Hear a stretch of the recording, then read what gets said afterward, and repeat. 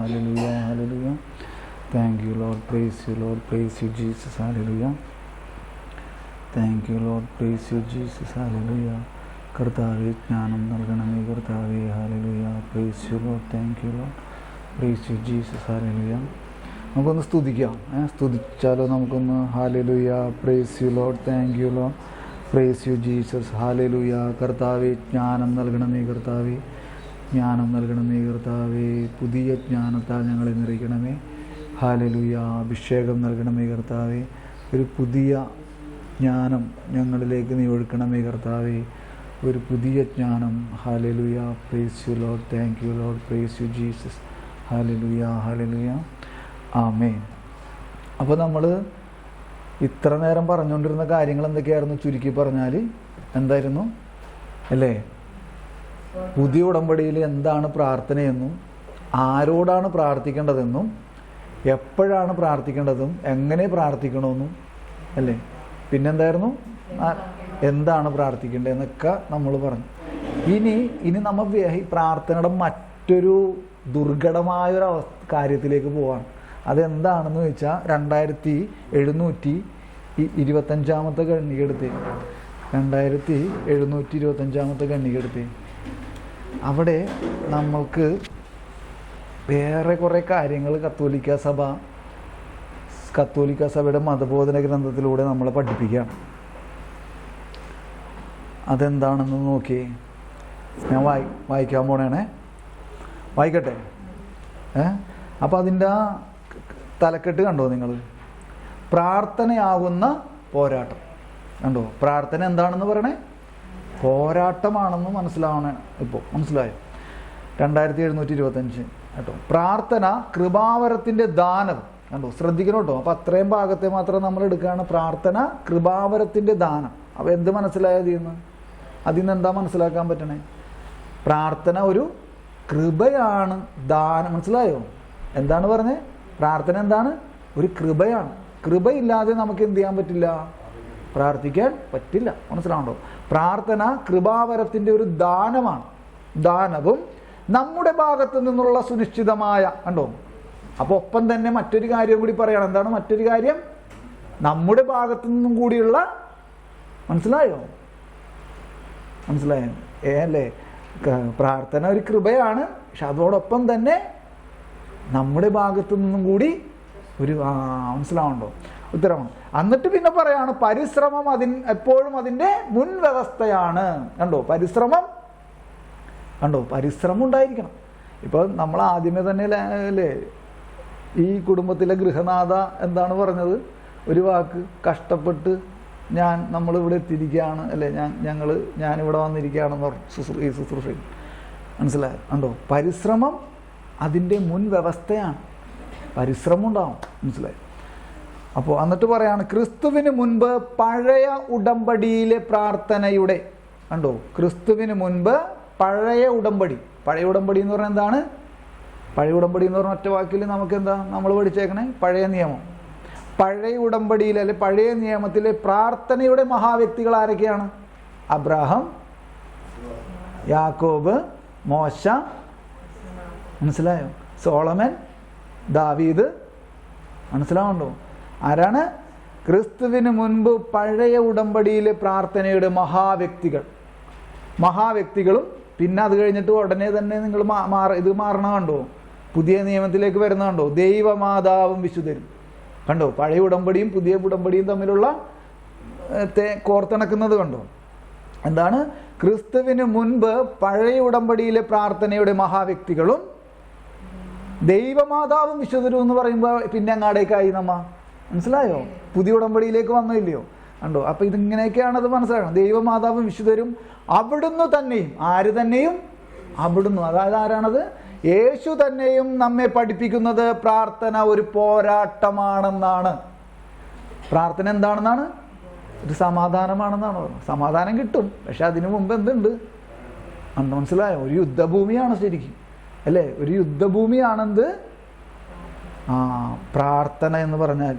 പ്രാർത്ഥന ഒരു പോരാട്ടമാണെന്ന് പഴയ ഉടമ്പടിയിലെ മഹാവ്യക്തികളും പുതിയ ഉടമ്പടിയിലെ മഹാവ്യക്തികളും യേശു തന്നെയും നമ്മെ പഠിപ്പിക്കുന്നത് പ്രാർത്ഥന എന്നത് ഒരു പോരാട്ടമാണെന്നാണ്. ആർക്കെതിരെ എന്ന് പറയണമെന്നിട്ട്, ആർക്കെതിരെ?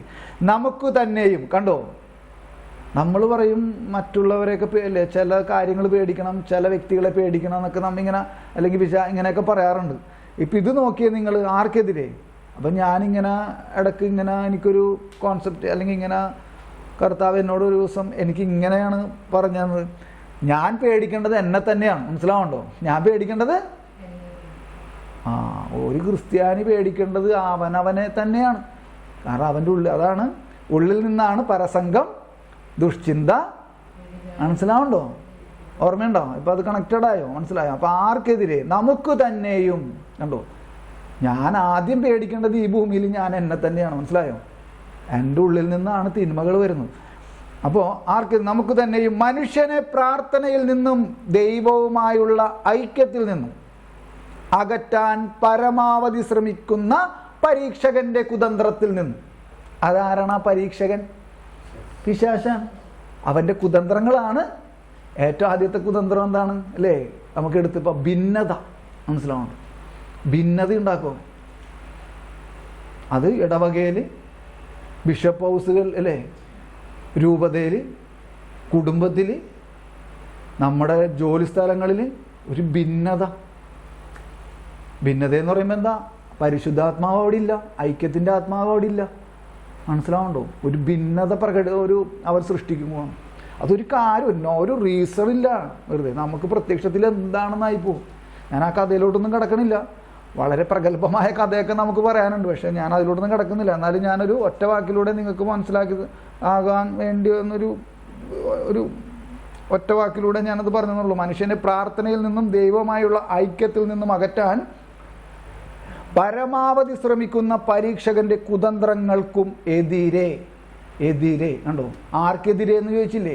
ആർക്കെതിരെയാണ്? നമുക്ക് തന്നെയും മനുഷ്യനെ പ്രാർത്ഥനയിൽ നിന്നും ദൈവമായുള്ള ഐക്യത്തിൽ നിന്നും. കണ്ടോ, എന്താണ്? രണ്ട് ഭാഗങ്ങൾ, മൂന്ന് കാര്യങ്ങൾ. ആർക്കെതിരെ? എന്നിട്ട് പിന്നെ പറയണം നമുക്ക് തന്നെ. കണ്ടോ, ഞാൻ എന്നെയാണ് ഈ ഭൂമിയിൽ പേടിക്കേണ്ടതെന്ന് എനിക്ക് നല്ല വ്യക്തതയുണ്ട്. അത് കഴിഞ്ഞിട്ട് എനിക്ക് മറ്റൊരാളെ പേടിച്ചാൽ മതി, പിശാചിനെ പോലും. കാരണം ആ പിശാചൻ എൻ്റെ ഉള്ളിൽ ഇങ്ങനത്തെ സ്വഭാവങ്ങളായിട്ട് നിലനിൽക്കുകയാണ്. മനസ്സിലാവുന്നുണ്ടോ? ചില ബലഹീനതകളായിട്ട് ഇങ്ങനെ നമ്മൾ ഈ കാണാറില്ലേ ചില പിശാചുക്കളുടെ രൂപം നമ്മളെ ഫിസിക്കലായിട്ട് നമ്മളെങ്ങനെയാണ് മനസ്സിലാക്കണേ? ഇങ്ങനെ കൊമ്പൊക്കെയുള്ള നമ്മുടെ വിചാരം അതാണോ പിശാചെന്നാണോ? അത് ഈ ബാലരമേൽ കുട്ടികൾക്കൊക്കെ പറഞ്ഞു കൊടുക്കുന്ന രീതിയിൽ നമ്മൾ മനസ്സിലാക്കി വെച്ചിരിക്കുന്നു പിശാചെന്ന് പറഞ്ഞാൽ ഇങ്ങനെയാണെന്ന്. അതൊന്നും അല്ല പിശാച്. പിശാച് എന്താണെന്നുള്ളത് നമുക്ക് വ്യക്തതയുണ്ട്. ഞാനതിനെക്കുറിച്ച് പറയേണ്ട കാര്യമില്ല. നമ്മുടെ ദേഷ്യ സ്വഭാവം തന്നെ ഏറ്റവും വലിയ പിശാചാണ്. ഏറ്റവും വലിയ പിശാച്. അങ്ങനെയാണെങ്കിൽ അതിൽ ആ ഒരു പിശാച് എന്നിലാണ് ഏറ്റവും ആദ്യം ഉള്ളത്. മനസ്സിലായോ? ഞാൻ ഭയങ്കര ദേഷ്യക്കാരനാണ്. മനസ്സിലാവും? ഇതൊക്കെ പറയുമ്പോൾ ഞാൻ പെട്ടെന്ന് ദേഷ്യപ്പെടും. നമ്മൾ ആ ദേഷ്യപ്പെട്ട കാര്യം തന്നെ യൂട്യൂബിൽ ഇട്ടിട്ടുണ്ട് കഴിഞ്ഞ ആഴ്ച. മനസ്സിലായി? അതങ്ങനെ കിടക്കട്ടെ എന്ന് വിചാരിച്ചു. കാരണം അത് വേണമെങ്കിൽ ഞാൻ എഡിറ്റ് ചെയ്യാമെന്ന് വിചാരിച്ചു. പക്ഷേ വേണ്ട, അതെന്നെ പഠിപ്പിക്കാൻ ഞാൻ തന്നെ എന്നെ പഠിപ്പിക്കണം. മനസ്സിലാവുണ്ടോ? നാണം കെടണം ഞാൻ. അങ്ങനെ ഒരു കാര്യമുണ്ട്. മനസ്സിലായോ? ഞാൻ അതിലോട്ട് പോണില്ല. അപ്പം ഞാൻ പറഞ്ഞു വരുന്നത് ഇതാണ്. ഞാൻ എന്താ പറഞ്ഞു? മനുഷ്യനെ പ്രാർത്ഥനയിൽ, മൂന്ന് കാര്യങ്ങളാണ്. നമുക്ക് തന്നെയും മനുഷ്യനെ പ്രാർത്ഥനയിൽ നിന്നും. കണ്ടോ, മനുഷ്യനെ പ്രാർത്ഥനയിൽ നിന്ന് രണ്ടാമത്തെ കാര്യം. മൂന്നാമത്തെ കാര്യം എന്താണ്? ദൈവവുമായുള്ള ഐക്യത്തിൽ നിന്ന്. കണ്ടോ, ആ സൗത്താപ്പൂസ്, ആ സംസർഗത്തിൽ നിന്ന് ഇവൻ നമ്മളെ വിച്ഛേദിച്ച് കളയും. മനസ്സിലാവുണ്ടോ? അതെങ്ങനെയൊക്കെയാണെന്നുള്ളത് നമ്മൾ വിചാരിക്കണ പോലെയൊന്നുമല്ല കാര്യങ്ങൾ. ആ പ്രാർത്ഥനയിൽ നിന്നും ദൈവവുമായുള്ള ഐക്യത്തിൽ നിന്നും അകറ്റാൻ പരമാവധി ശ്രമിക്കുന്ന പരീക്ഷകന്റെ കുതന്ത്രങ്ങൾക്കുമെതിരെ. എന്നിട്ട് പറയണം, ഒരാൾ എങ്ങനെ ജീവിക്കുന്നുവോ അങ്ങനെ പ്രാർത്ഥിക്കുന്നു. കണ്ടോ, ഒരാൾ എങ്ങനെ ജീവിക്കണേ അങ്ങനെ പ്രാർത്ഥിക്കോളൂ. മനസ്സിലാവുണ്ടോ? ഒരാൾ എങ്ങനെ ജീവിക്കുന്നതിനനുസരിച്ചാണ് എന്തുള്ളൂ ആ പ്രാർത്ഥനയുടെ എന്തുള്ളത്? അതിൻ്റെ കഴമ്പുണ്ടാവുള്ളൂ. കഴമ്പ്. മനസ്സിലായോ? എന്തെന്നാൽ അയാൾ എങ്ങനെ പ്രാർത്ഥിക്കുന്നുവോ അങ്ങനെ ജീവിക്കുന്നു. ഒരാൾ എങ്ങനെ ജീവിക്കുന്നുവോ അങ്ങനെ പ്രാർത്ഥിക്കുന്നു. ഒരാൾ എങ്ങനെ പ്രാർത്ഥിക്കുന്നുവോ അങ്ങനെ ജീവിക്കുന്നു. മനസ്സിലായോ? ഇപ്പം ഞാനിങ്ങനെ പറയും, ഞാൻ എങ്ങനെ പ്രസംഗിക്കുന്നുവോ ഞാൻ അങ്ങനെ ജീവിക്കും. ഞാൻ എങ്ങനെ ജീവിക്കുന്നുവോ അങ്ങനെ പ്രസംഗിക്കുന്നു. മനസ്സിലാവുണ്ടോ? ഇതൊക്കെ ഞാനിത് വായിച്ചിട്ട് പറഞ്ഞതല്ല, അതൊക്കെ എൻ്റെ ഉള്ളിൽ നിന്ന് ഇങ്ങനെ ഒരു ദിവസം ഇങ്ങനെ വരികയാണ്, മനസ്സിലായോ? എന്നിട്ട് പറയാണ്, എന്തെന്നാൽ അയാൾ അങ്ങനെ പ്രാർത്ഥിക്കുന്നു, അങ്ങനെ ജീവിക്കുന്നു. ക്രിസ്തുവിൻ്റെ ആത്മാവിന് അനുസൃതമായി, കണ്ടോ, അനുസരിച്ച്. അതായത് ക്രിസ്തുവിൻ്റെ ആത്മാവ് ആരാണ്? പരിശുദ്ധാത്മാവിനെ അനുസൃതമായി, അനുസരിച്ച്, നിരന്തരം. കണ്ടോ, അത് ഓരോ വാക്കിനെയാണ് നമ്മൾ പിടിക്കേണ്ടത്, മനസ്സിലായോ? നിരന്തരം, കണ്ടിന്യൂ. ഇപ്പം എനിക്ക് ഞാൻ 8ാം ക്ലാസ്സിൽ 3 കൊല്ലം തോറ്റ ആളാണ്, പക്ഷെ എനിക്ക് ഇംഗ്ലീഷ് പറയാൻ യാതൊരു ഭയങ്കര ആ കാര്യത്തിൽ ഭയങ്കര അറിവാണ്, അല്ലേ? എൻ്റെ ഇംഗ്ലീഷൊക്കെ കേട്ടവർക്കറിയാം, പേടിക്കണ്ട നിങ്ങൾ. അതെന്താ നിരന്തരം എന്ന് പറഞ്ഞാൽ ഇംഗ്ലീഷിൽ എന്താണ് വാക്ക്, അല്ലേ? കണ്ടിന്യൂസോ എന്താണ് പറഞ്ഞോ, മനസ്സിലായോ? അങ്ങനെയൊക്കെ നിങ്ങൾ ചേർത്ത് വായിക്കി അതിനെ, മനസ്സിലായോ? അങ്ങനെയെങ്കിലും നമ്മുടെ ഉള്ളിൽ അതിൻ്റെ അർത്ഥം കയറാനാണ് ഞാനീ പറയണത്. കുറേ നാളായി നമ്മളിതൊക്കെ വായിക്കാൻ തുടങ്ങിയിട്ട്, പക്ഷെ നമുക്ക് എന്ത് മൂല്യമാണ് നമ്മുടെ ഉള്ളിൽ കയറിയേക്കണതിനുള്ളിൽ ഇതെന്നും, മനസ്സിലായോ? കണ്ടോ, അനുസൃതമായി, നിരന്തരം വ്യാപരിക്കാൻ, മനസ്സിലായോ? വ്യാപരിക്കാൻ നാം ആഗ്രഹിക്കുന്നില്ലെങ്കിൽ, ഇവിടെ നമ്മളൊരു കാര്യം മനസ്സിലാക്കേണ്ടത്, നമ്മളെപ്പോഴും പറയും, എന്ത് പറയും? ഇപ്പം ഇവിടുത്തെ വിഷയം എന്താണ്? നമ്മളിപ്പോൾ ആ സെൻറ്റൻസിൻ്റെ വിഷയം എന്താണ്? യേശുവിൻ്റെ ആത്മാവിന് അനുസൃതമായി വ്യാപരിക്കാൻ നാം ആഗ്രഹിക്കുന്നില്ലെങ്കിൽ നമ്മൾ എപ്പോഴും പറയും, ദൈവം നടത്തട്ടെ എന്ന് നമ്മൾ പറയും. എന്നിട്ട് നമ്മൾ ഉടനെ എന്താ ചെയ്യണമെന്ന് അറിയോ? എൻ്റെ ഇഷ്ടമാണ് ഞാൻ ചെയ്യണത്, മനസ്സിലാവുണ്ടോ? ദൈവഹിതം നിറവേറ്റണതിന് നമ്മൾ എല്ലാ ദിവസവും പ്രാർത്ഥിക്കണുണ്ടോ ഇല്ലയോ? എവിടെ പ്രാർത്ഥിക്കണേ? കണ്ടോ, പ്രാർത്ഥിക്കണുണ്ടോ ഇല്ലയോ? എന്നിട്ട് നമ്മൾ ഉടനെ എന്ത് പറയും? ഉടനെ എന്ത് പ്രാർത്ഥിച്ചിട്ട് ഉടനെ എന്താ ചെയ്യണേ? എന്ത് ചെയ്യും? കർത്താവിൻ്റെ ഇഷ്ടം അങ്ങോട്ട് മാറ്റിവെക്കും, മനസ്സിലാവുണ്ടോ? ആണോ അല്ലയോ? നമുക്ക് നെഞ്ചത്ത് കൈവച്ച് പറയാൻ പറ്റുമോ അങ്ങനെ അല്ലാന്ന്? അത് ഏറ്റവും വലിയ അടിത്തറ തന്നെ പോയി. നമ്മുടെ ക്രൈസ്തവ ജീവിതത്തിൻ്റെ അടിത്തറ തന്നെ പൊട്ടിപ്പാളീസായി പോവാം. ദൈവഹിതം മാറ്റിവെച്ചുകൊണ്ട് ദൈവത്തിനെതിരായി നമ്മൾ തീരുമാനങ്ങൾ എടുക്കും.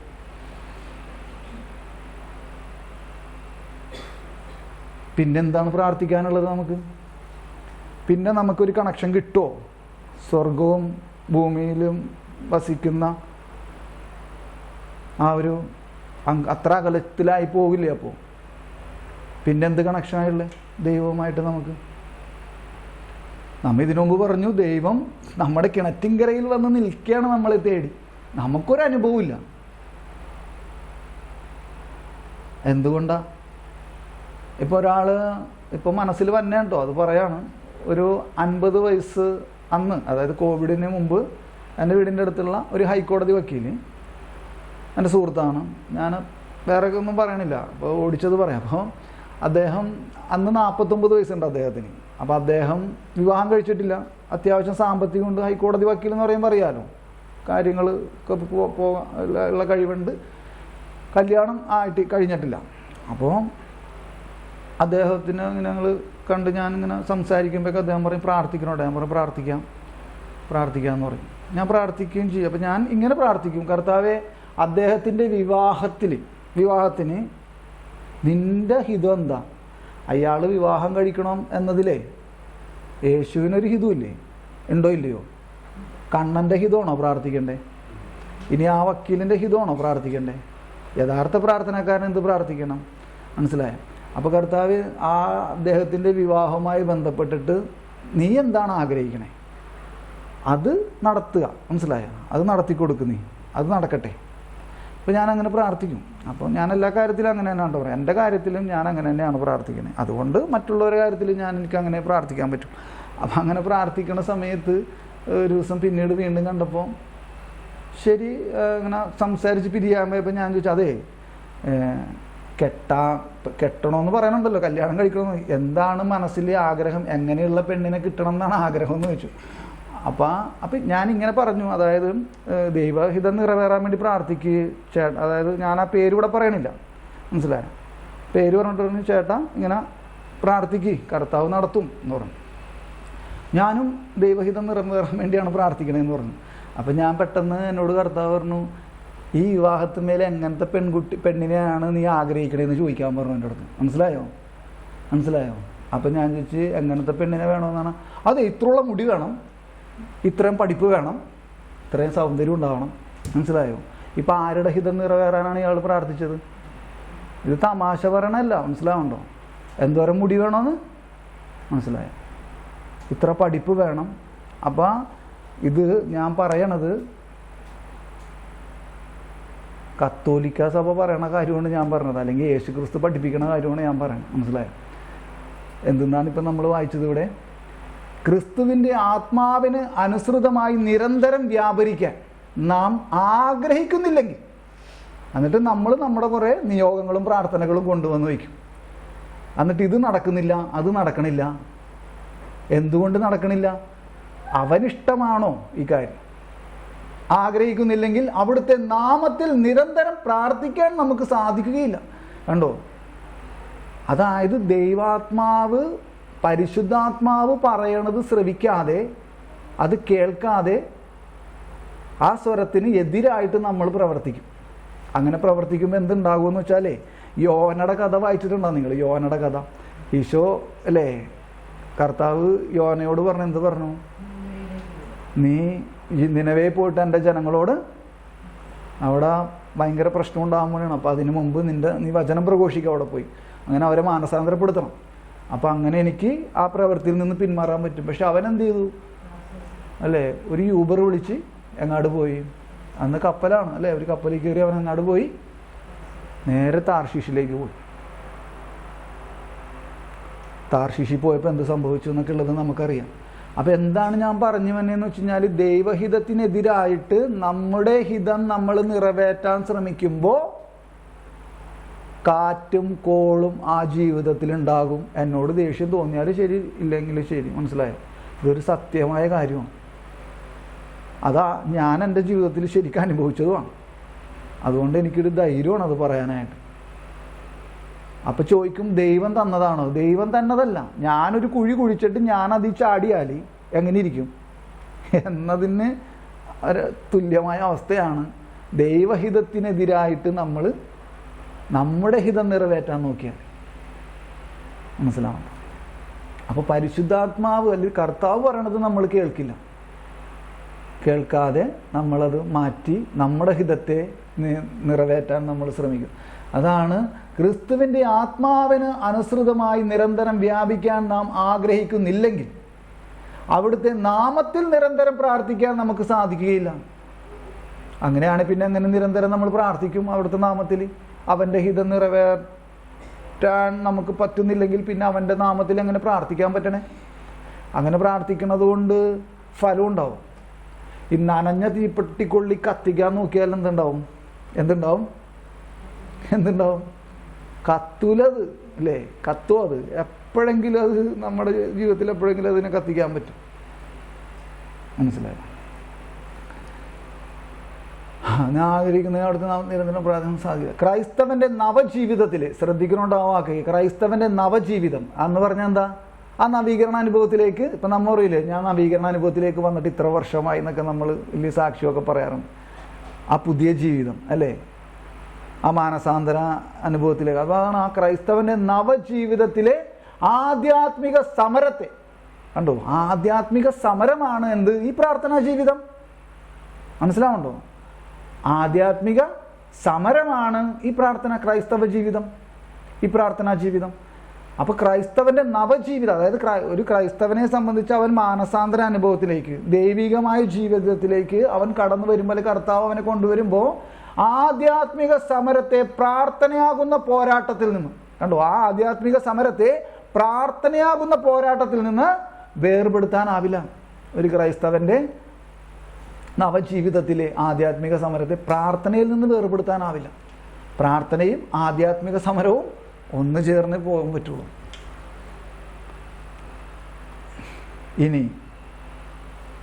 ഇനി നമ്മൾ അടുത്ത 2726 അടുത്ത ഖണ്ഡികയിലേക്ക് കടക്കുന്നത് പ്രാർത്ഥനയുടെ പ്രതിബന്ധങ്ങൾ.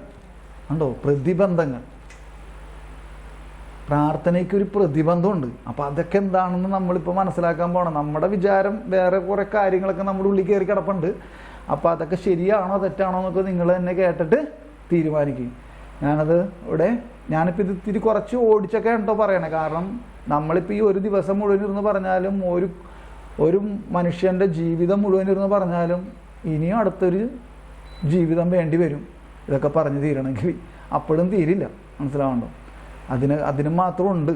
അപ്പം നമുക്കെപ്പോഴും സമയം നമുക്ക് പരിമിതിയാണല്ലോ. പ്രാർത്ഥനയ്ക്കുള്ള പ്രതിബന്ധങ്ങൾ ശ്രദ്ധിക്കണം കേട്ടോ, ഓരോ വാക്കിനെ ശ്രദ്ധിക്കണേ. 2726 പ്രാർത്ഥനയാകുന്ന പോരാട്ടത്തിനിടയ്ക്ക് കണ്ടോ, പ്രാർത്ഥനയാകുന്ന പോരാട്ടത്തിനിടയ്ക്ക് നമ്മുടെ തന്നെ അന്തരംഗത്തിലും കണ്ടോ, നമ്മുടെ തന്നെ അന്തരംഗം. എന്താണ് നമ്മുടെ അന്തരംഗം? നമ്മുടെ മനസാക്ഷി, നമ്മുടെ ഹൃദയം. നമ്മുടെ തന്നെ അന്തരംഗത്തിലും നമുക്ക് ചുറ്റും തെറ്റായ പ്രാർത്ഥനാ സങ്കല്പങ്ങളെ നാം നേരിടേണ്ടതുണ്ട്. അപ്പം എന്താണ് ഈ തെറ്റായ പ്രാർത്ഥനാ സങ്കല്പങ്ങൾ എന്ന അടിയിലേക്ക് പറയുകയാണ്. അപ്പം എവിടെയാണ് പ്രാർത്ഥനയാകുന്ന പോരാട്ടത്തിനിടയ്ക്ക് നമ്മുടെ തന്നെ അന്തരംഗത്തിലും, അത് നമ്മുടെ തന്നെ മനസാക്ഷിയിലും, നമ്മുടെ ചുറ്റിലും, നമ്മുടെ ഈ കുടുംബജീവിതത്തിലും നമ്മുടെ ഈ സമൂഹ ജീവിതത്തിലും തെറ്റായ പ്രാർത്ഥനാ സങ്കല്പങ്ങൾ നാം നേരിടേണ്ടതായിട്ടുണ്ട്. അതെന്താണ് ആ തെറ്റായ പ്രാർത്ഥനാ സങ്കല്പങ്ങൾ? ചിലരെ സംബന്ധിച്ചിടത്തോളം പ്രാർത്ഥന കേവലം മനഃശാസ്ത്രപരമായ ഒരു പ്രവൃത്തി അത്രേ. കണ്ടോ, ചിലരെ സംബന്ധിച്ചിടത്തോളം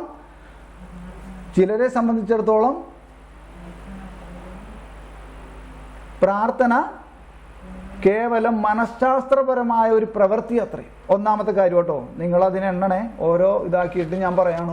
എന്താണ് ഒന്നാമത്തെ കാര്യം? ചിലരെ സംബന്ധിച്ചിടത്തോളം പ്രാർത്ഥന കേവലം മനഃശാസ്ത്രപരമായൊരു പ്രവൃത്തി. അങ്ങനെയാണെന്ന്, മനഃശാസ്ത്രപരമായൊരു പ്രവൃത്തിയാണ് ചിലവർക്ക് പ്രാർത്ഥന. ഇനി രണ്ടാമത്തെ ടീം ആരാണ്?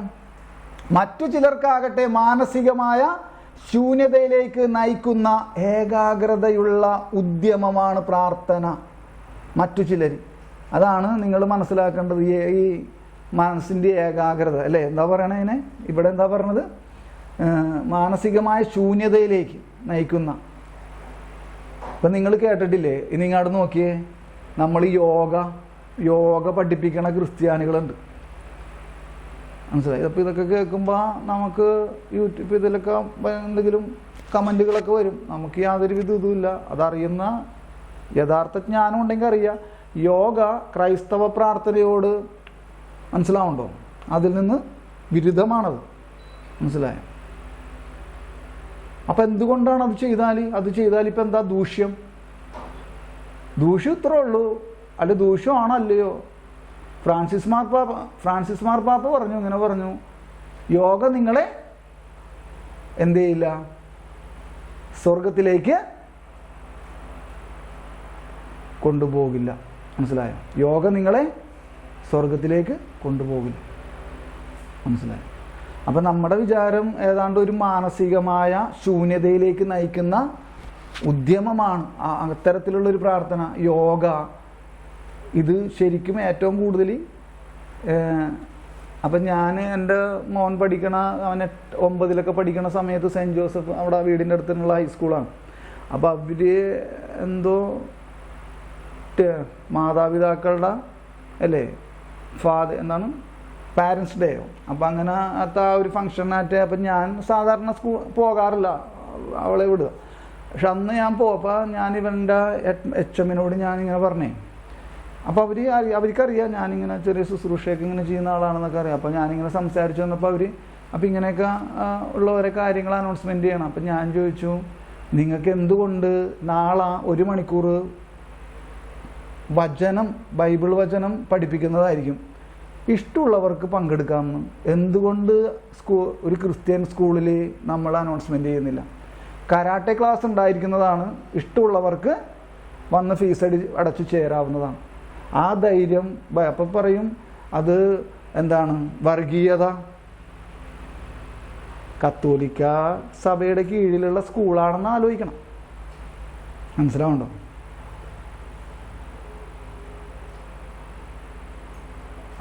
ഇഷ്ടമുള്ളവർ വന്നാൽ മതി എന്ന് ആദ്യം പറയാനുള്ള ധൈര്യമില്ല, മനസ്സിലായോ? നിങ്ങൾക്ക് ഇഷ്ടമുള്ളവർക്ക് വന്നാൽ മതി, ബൈബിള് പഠനം ഉണ്ട്, 1 മണിക്കൂർ ഇഷ്ടമുള്ളവരെ നിങ്ങൾ മാതാപിതാക്കൾ കുട്ടികളെ വിടുക. അങ്ങനെ പറയാൻ എത്ര അധ്യാപകർക്ക് പറ്റിയിട്ടുണ്ട്? അതൊന്നും ശരിയാവില്ല, മനസ്സിലാവുണ്ടോ? അപ്പം ഇതൊക്കെയാണ് നമ്മളുടെ ഒരവസ്ഥ. അപ്പം എന്നിട്ട് യോഗ ഇത് തന്നെ ആ സ്കൂളിൽ തന്നെ അല്ലെങ്കിൽ അങ്ങനത്തെ സ്ഥലങ്ങളിൽ തന്നെ ആ പ്രസ്ഥാനങ്ങളിൽ തന്നെ യോഗയൊക്കെ പഠിക്കും. അപ്പോൾ യോഗയൊക്കെ കോമൺ അല്ലേ, അതൊരു മതത്തിൻ്റെ ഒരു ഇതല്ലല്ലോ, മതത്തിൻ്റെ ഇതാണോ അല്ലേ എന്നൊക്കെ നമ്മളത് അവിടെ പോയി പഠിക്കുക. അത് ഞാൻ പറയട്ടെ ഇനി ഒന്നും കൂടി. അപ്പോൾ ഇതൊക്കെ നിങ്ങൾക്ക് ഇവിടെ കേൾക്കണവർക്കും ഇതിന് കേൾക്കാൻ പോണവർക്കൊക്കെ കൺഫ്യൂഷൻ ഉണ്ടാക്കാം. ഞാൻ എൻ്റെ ഒരു മാർപ്പാപ്പ പറഞ്ഞു, പാരഞ്ചേരി പിതാവൊക്കെ എല്ലാവരും ഇതിനെക്കുറിച്ച് പറഞ്ഞിട്ടുണ്ട്. ഞാൻ പറയട്ടെ ഒരു കാര്യം, ഒരു ക്രൈസ്തവനെ സംബന്ധിച്ച് യേശുവിൽ വിശ്വസിക്കുന്ന ഒരാൾക്ക് യോഗയുടെ ആവശ്യം ഇല്ല എന്ന് കണ്ണൻ എന്ന് പറഞ്ഞ വ്യക്തി പറയുകയാണ്. ഇതിനെന്ത് ഇഷ്യൂ ഉണ്ടായാലും നമ്മളതിനെ നേരിടുന്നതായിരിക്കും. മനസ്സിലാണല്ലോ?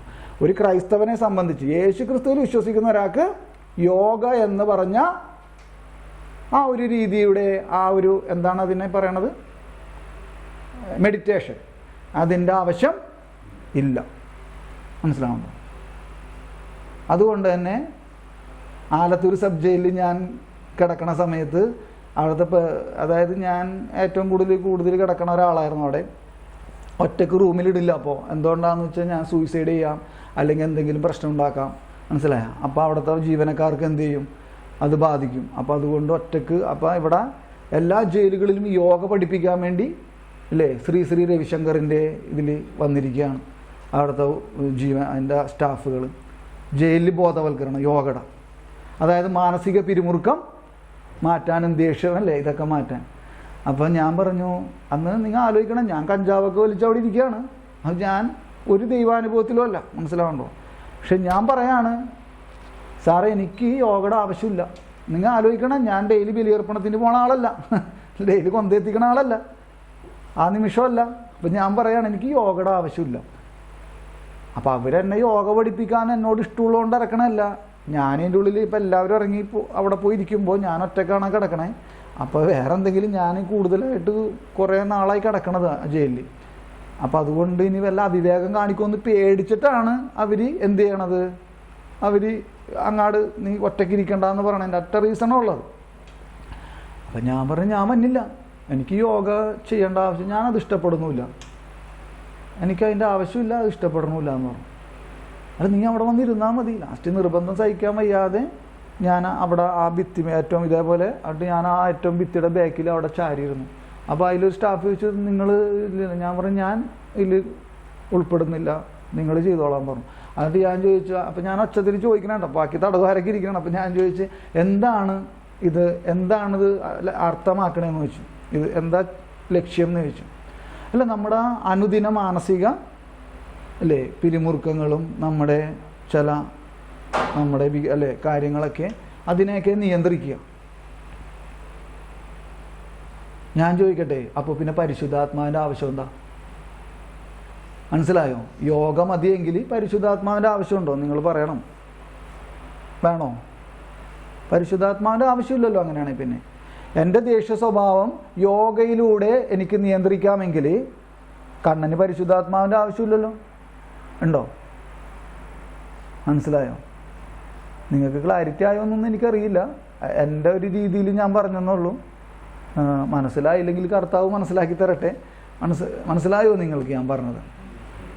ഒരു അപ്പം അതിൻ്റെ ചുരുക്കെഴുത്ത് ഇത്രയേ ഉള്ളൂ. ഒരു ക്രിസ്ത്യാനിയെ സംബന്ധിച്ച്, ഒരു ക്രിസ്ത്യാനി ആയതുകൊണ്ട് മാത്രമല്ല, ക്രിസ്തുവിൽ വിശ്വസിക്കുന്ന ഒരു ക്രിസ്ത്യാനിയെ സംബന്ധിച്ച ആൾക്ക് എന്തിൻ്റെ ആവശ്യമില്ല, യോഗയുടെ ആവശ്യമില്ല എന്ന് ഉള്ളത് പറഞ്ഞുകൊണ്ട് അത് ഞാൻ അതിനെ ചുരുക്കാണ്.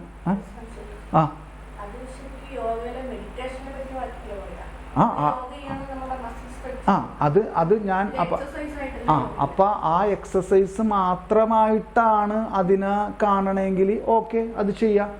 പക്ഷേ അതിനെ മാനസിക പിരിമുറുക്കങ്ങളുമായിട്ട് അതിനെ അപ്പം പിന്നെ അങ്ങനെയാണെങ്കിൽ ആ വിശ്വാസിക്ക് പരിശുദ്ധാത്മാവിന് വേണ്ടല്ലോ, പരിശുദ്ധാത്മാവിൻ്റെ ഫലങ്ങളെ എടുക്കേണ്ടതില്ലല്ലോ, യോഗയിൽ നിന്നുള്ള ഫലങ്ങൾ എടുത്താൽ പോരെ. മനസ്സിലായോ? ഇതൊക്കെ കുറച്ച് ഞാൻ പറഞ്ഞാൽ ഇത്തിരി കൂടിപ്പോവും. മനസ്സിലാവണ്ടോ? ഇതൊക്കെ ഒരു തന്ത്രമാണ്. നീ അപ്പം ചില പറയുക നിനക്ക് വട്ടാണെന്ന് പറയും. ഇതൊക്കെ സഭ എന്തുകൊണ്ടാണ് യോഗ വേണ്ടെന്ന് പറഞ്ഞത്? ഞാൻ പറഞ്ഞതാണോ? ഞാൻ പറഞ്ഞതാണോ ഇപ്പം കേട്ടെ? ഇതിനു മുമ്പ് പറഞ്ഞ് കേട്ടിട്ടുണ്ടോ ആരെങ്കിലും? അപ്പം ഇതൊക്കെ അങ്ങനെ ഉണ്ടായി എന്നുള്ളത് നമ്മളതിൽ ചർച്ച ചെയ്യണില്ല. അത് ആഗ്രഹമുള്ളവരത് മനസ്സിലാക്കുക. അപ്പം ഇവർ പറയുന്നുണ്ട് ഞങ്ങൾ സൂര്യനെ ഒന്നും ഇതാക്കണമല്ല, അതല്ല. അതൊന്നും എന്നെ സംബന്ധിച്ച് എനിക്ക് യോഗയുടെ ആവശ്യമില്ല. അത് ഞാൻ ഫോളോ ചെയ്യും. എന്ത് ഫോളോ ചെയ്യും? യോഗയുടെ ആവശ്യമില്ല എന്നുള്ളത് മനസ്സിലാവുണ്ടോ? അതെൻ്റെ വ്യക്തിപരമായ വിശ്വാസവും എൻ്റെ വ്യക്തിപരമായ ജീവിതവും. എനിക്ക് യോഗയുടെ ആവശ്യമില്ല. എൻ്റെ മോനെ ഞാൻ യോഗ പഠിപ്പിക്കില്ല. മനസ്സിലായോ? ഞാനുമായി ബന്ധപ്പെട്ട ഒരാളെ, ബന്ധപ്പെട്ടെന്ന് വെച്ചാൽ എനിക്ക് അധികാരമുള്ള ഒരാളെ ഞാൻ ആ യോഗയിലോട്ട് ഞാൻ പറയും, നിങ്ങൾ ഈ പേഴ്സണൽ പ്രെയർ ചെയ്യാൻ പറയാം. ഇപ്പം എന്താ, ഞാനൊരു കാര്യം കൂടി ചോദിക്കട്ടെ. യോഗയിൽ നമുക്ക് 2 മണിക്കൂർ കളയാൻ നമുക്ക് സമയമുണ്ട്, മനസ്സുണ്ട്. 1 മണിക്കൂർ അല്ലെങ്കിൽ 15 മിനിറ്റ് ബലിപീഠത്തിന് മുമ്പിൽ 15 മിനിറ്റ് മുമ്പേ പോയിരിക്കാൻ നമുക്ക് എന്തുണ്ട്? എന്തില്ല? സമയമില്ല.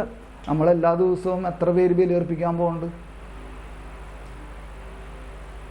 ഞാനൊക്കെ കോവിഡ് കാലഘട്ടത്തിൽ ഒളിച്ചും പാത്തും സെമിനാരിൽ പോയിട്ട് ബലിയർപ്പിച്ച കാലഘട്ടമുണ്ട്. സൈക്കിളും ചവിട്ടി. വണ്ടിയൊന്നും എടുക്കാൻ പറ്റില്ല, ഒറ്റ നമ്പറല്ലേ. ആ നമ്പറുകൾ ഒറ്റ നമ്പർ വരുന്നത് ഇന്ന ഡേറ്റിന് എടുക്കാൻ പറ്റുള്ളൂ. കോവിഡ് കാലഘട്ടം നമ്മൾ കുറേ കണ്ടതല്ലേ. വണ്ടികൾ നമ്പർ അനുസരിച്ച് ഇറക്കാൻ പറ്റുള്ളൂ. അപ്പോൾ ഞാൻ സൈക്കിൾ ചവിട്ടി കളമശ്ശേരി എന്ന് പറഞ്ഞാൽ ആ ഭാഗത്ത് പോയി ബലിയർപ്പിക്കുമായിരുന്നു. അപ്പോൾ എന്നെ സംബന്ധിച്ച് എനിക്ക് ബലി വേണം. അതുകൊണ്ട് ഞാൻ പോകും റിസ്ക് എടുത്ത്. മനസ്സിലാവുണ്ടോ? അപ്പം ഇതിൽ നിങ്ങൾക്ക് ഇവിടെ കേട്ടുകൊണ്ടിരിക്കുന്നവരും ഈ യൂട്യൂബിൽ കേൾക്കണവരും എന്നെ തെറ്റിദ്ധരിച്ചിട്ട് കാര്യമില്ല. എന്നെ സംബന്ധിച്ച് യോഗയുടെ ആവശ്യമില്ല. അത് ഞാൻ തീർത്ത് പറയും, ചത്താലും ശരി. മനസ്സിലാവുമ്പോൾ അതൊന്നൊരു വിഷയമുള്ള കാര്യമല്ല. ഞാൻ വലിയ പോസ്റ്റ് ഡയലോഗ് എന്ന് പറഞ്ഞല്ല. നമ്മൾ ഈ ഒരുപാട് കൂട്ടുകാർക്ക് വേണ്ടി മരിക്കാൻ നടന്ന ആളാണ്. അങ്ങനെയുള്ള എനിക്ക് യേശുക്രിസ്തുവിന് വേണ്ടി ചുമ്മാ നിൽക്കാൻ പറ്റും. മനസ്സിലാവുണ്ടോ? ഒരു മനുഷ്യന് വേണ്ടി നമ്മൾ മരിക്കാൻ വേണ്ടി ഒരുപാട് കാര്യങ്ങൾ ചെയ്യാൻ വേണ്ടിയിട്ടൊക്കെ പോയ ഒരാൾക്ക് യേശുക്രിസ്തുവിന് വേണ്ടി എന്തുകൊണ്ട് അതിൽ ഒരു പടിയും കൂടി മുമ്പിൽ ചെയ്തുകൂടാ? ഇതിപ്പോൾ ഇത്രയും എന്തിനാ അങ്ങനെ പറഞ്ഞതെന്ന് വെച്ചാൽ എനിക്കറിയാൻ പാടില്ല. അത് അതേപോലെ തെറ്റിദ്ധരിപ്പിക്കപ്പെട്ടിരിക്കുന്നൊരു ഒരു വിശേഷത ഇതിൻ്റെ ഉള്ളിലുണ്ട് യോഗയുടെ കാര്യവുമായിട്ട് ബന്ധപ്പെട്ടിട്ട്. ആ യോഗയുടെ കാര്യം പറയുന്ന ആൾക്കാരെ ശരിക്കിട്ട് വാട്ടുന്ന ഒരു രീതിയുമുണ്ട്. അപ്പം ഞാൻ മനഃപൂർവ്വം പറഞ്ഞതല്ല ഇത്, പക്ഷെ ഞാൻ ഇത്രയും പറഞ്ഞു വെച്ചു. അതിൽ അത് എന്താണെന്ന് വെച്ചാൽ ബാക്കിയുള്ളവർ തീരുമാനിക്കട്ടെ. എന്തോ ഈ ഞാൻ ഒരു കാര്യം ചോദിക്കട്ടെ. ഈ മെഡിറ്റേഷൻ എന്ന് പറഞ്ഞാൽ മലയാളം വാക്കിൻ്റെ അർത്ഥം, മലയാളം വാക്ക് എന്താ? മെഡിറ്റേഷൻ ഇംഗ്ലീഷ് പറഞ്ഞല്ലോ, അതിൻ്റെ മലയാളം വാക്ക് എന്താണ്? എന്തെന്നാ? ധ്യാനിക്കുക അല്ലേ? നമുക്ക് യേശുക്രിസ്തുവിനെ ധ്യാനിച്ചാൽ ഇപ്പം എന്താ വരാൻ പോണേ? മനസ്സിലായോ? നമുക്ക് കർത്താവ് ഈശോ മിശിഹ തന്നെ ഒരു മെഡിറ്റേഷൻ തന്നിരിക്കുന്നു. ആ മെഡിറ്റേഷൻ നമുക്ക് സമയമില്ല, നമുക്ക് ഭയങ്കര പ്രശ്നങ്ങൾ, നമുക്ക് പല വിഷയങ്ങൾ. എന്നിട്ട് നമ്മൾ പൈസ കൊടുത്തിട്ട് യോഗ പഠിക്കാൻ നമ്മൾ ആ മെഡിറ്റേഷന് നമുക്ക് സമയമുണ്ട്, അതിനുള്ള ശരീരമുണ്ട്, മനസ്സുണ്ട്, സാമ്പത്തികമുണ്ട്. ഞാനത് അക്സെപ്റ്റ് ചെയ്യുന്ന ആളല്ല. ഞാൻ അതിനെ എതിർക്കുക തന്നെ ചെയ്യും. എന്ന് വെച്ചിട്ട് അത് നിങ്ങൾ ചെയ്യണവർ ചെയ്തോ. ഞാൻ ചെയ്യില്ല. എൻ്റെ കുടുംബക്കാരെ ഞാൻ ചെയ്യിപ്പിക്കില്ല എന്ന് പറയുമ്പോൾ അതിൻ്റെ കാര്യം പറഞ്ഞു കൊടുത്തിട്ടുണ്ട്. അതുകൊണ്ട് ചെയ്യേണ്ട ആവശ്യമില്ല. മനസ്സിലായി? എന്നോട് വിരോധം തോന്നിയിട്ട് കാര്യമില്ല. ഞാൻ ഒരു കാര്യമാണ് പറയണത്. അത് അംഗീകരിക്കാൻ പറ്റുമെങ്കിൽ നമുക്ക്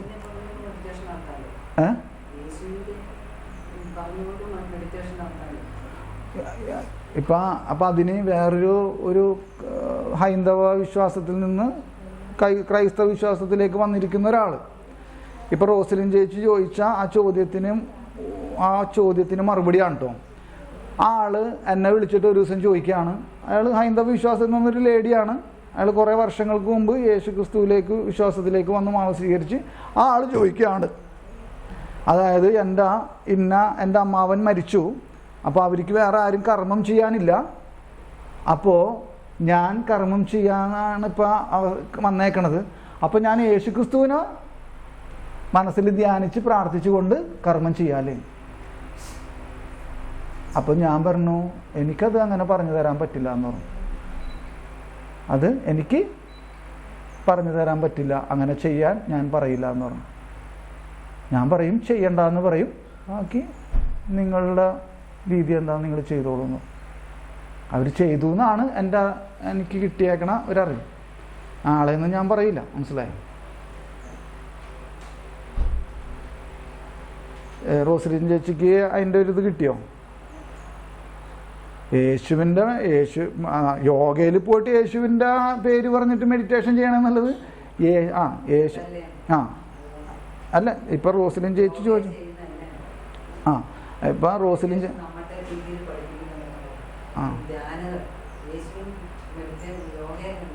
അതെ. അപ്പം നമുക്ക് എന്തുകൊണ്ട്, ഞാനും അതാ പറഞ്ഞു, എന്തുകൊണ്ട് നമുക്ക് ക്രൈസ്തവ ജീവിതത്തിൽ നമുക്ക് കിട്ടിയിരിക്കുന്ന മെഡിറ്റേഷൻ നമുക്ക് എന്തുകൊണ്ട് ചെയ്തുകൂടാന്നാണ്. അതെ.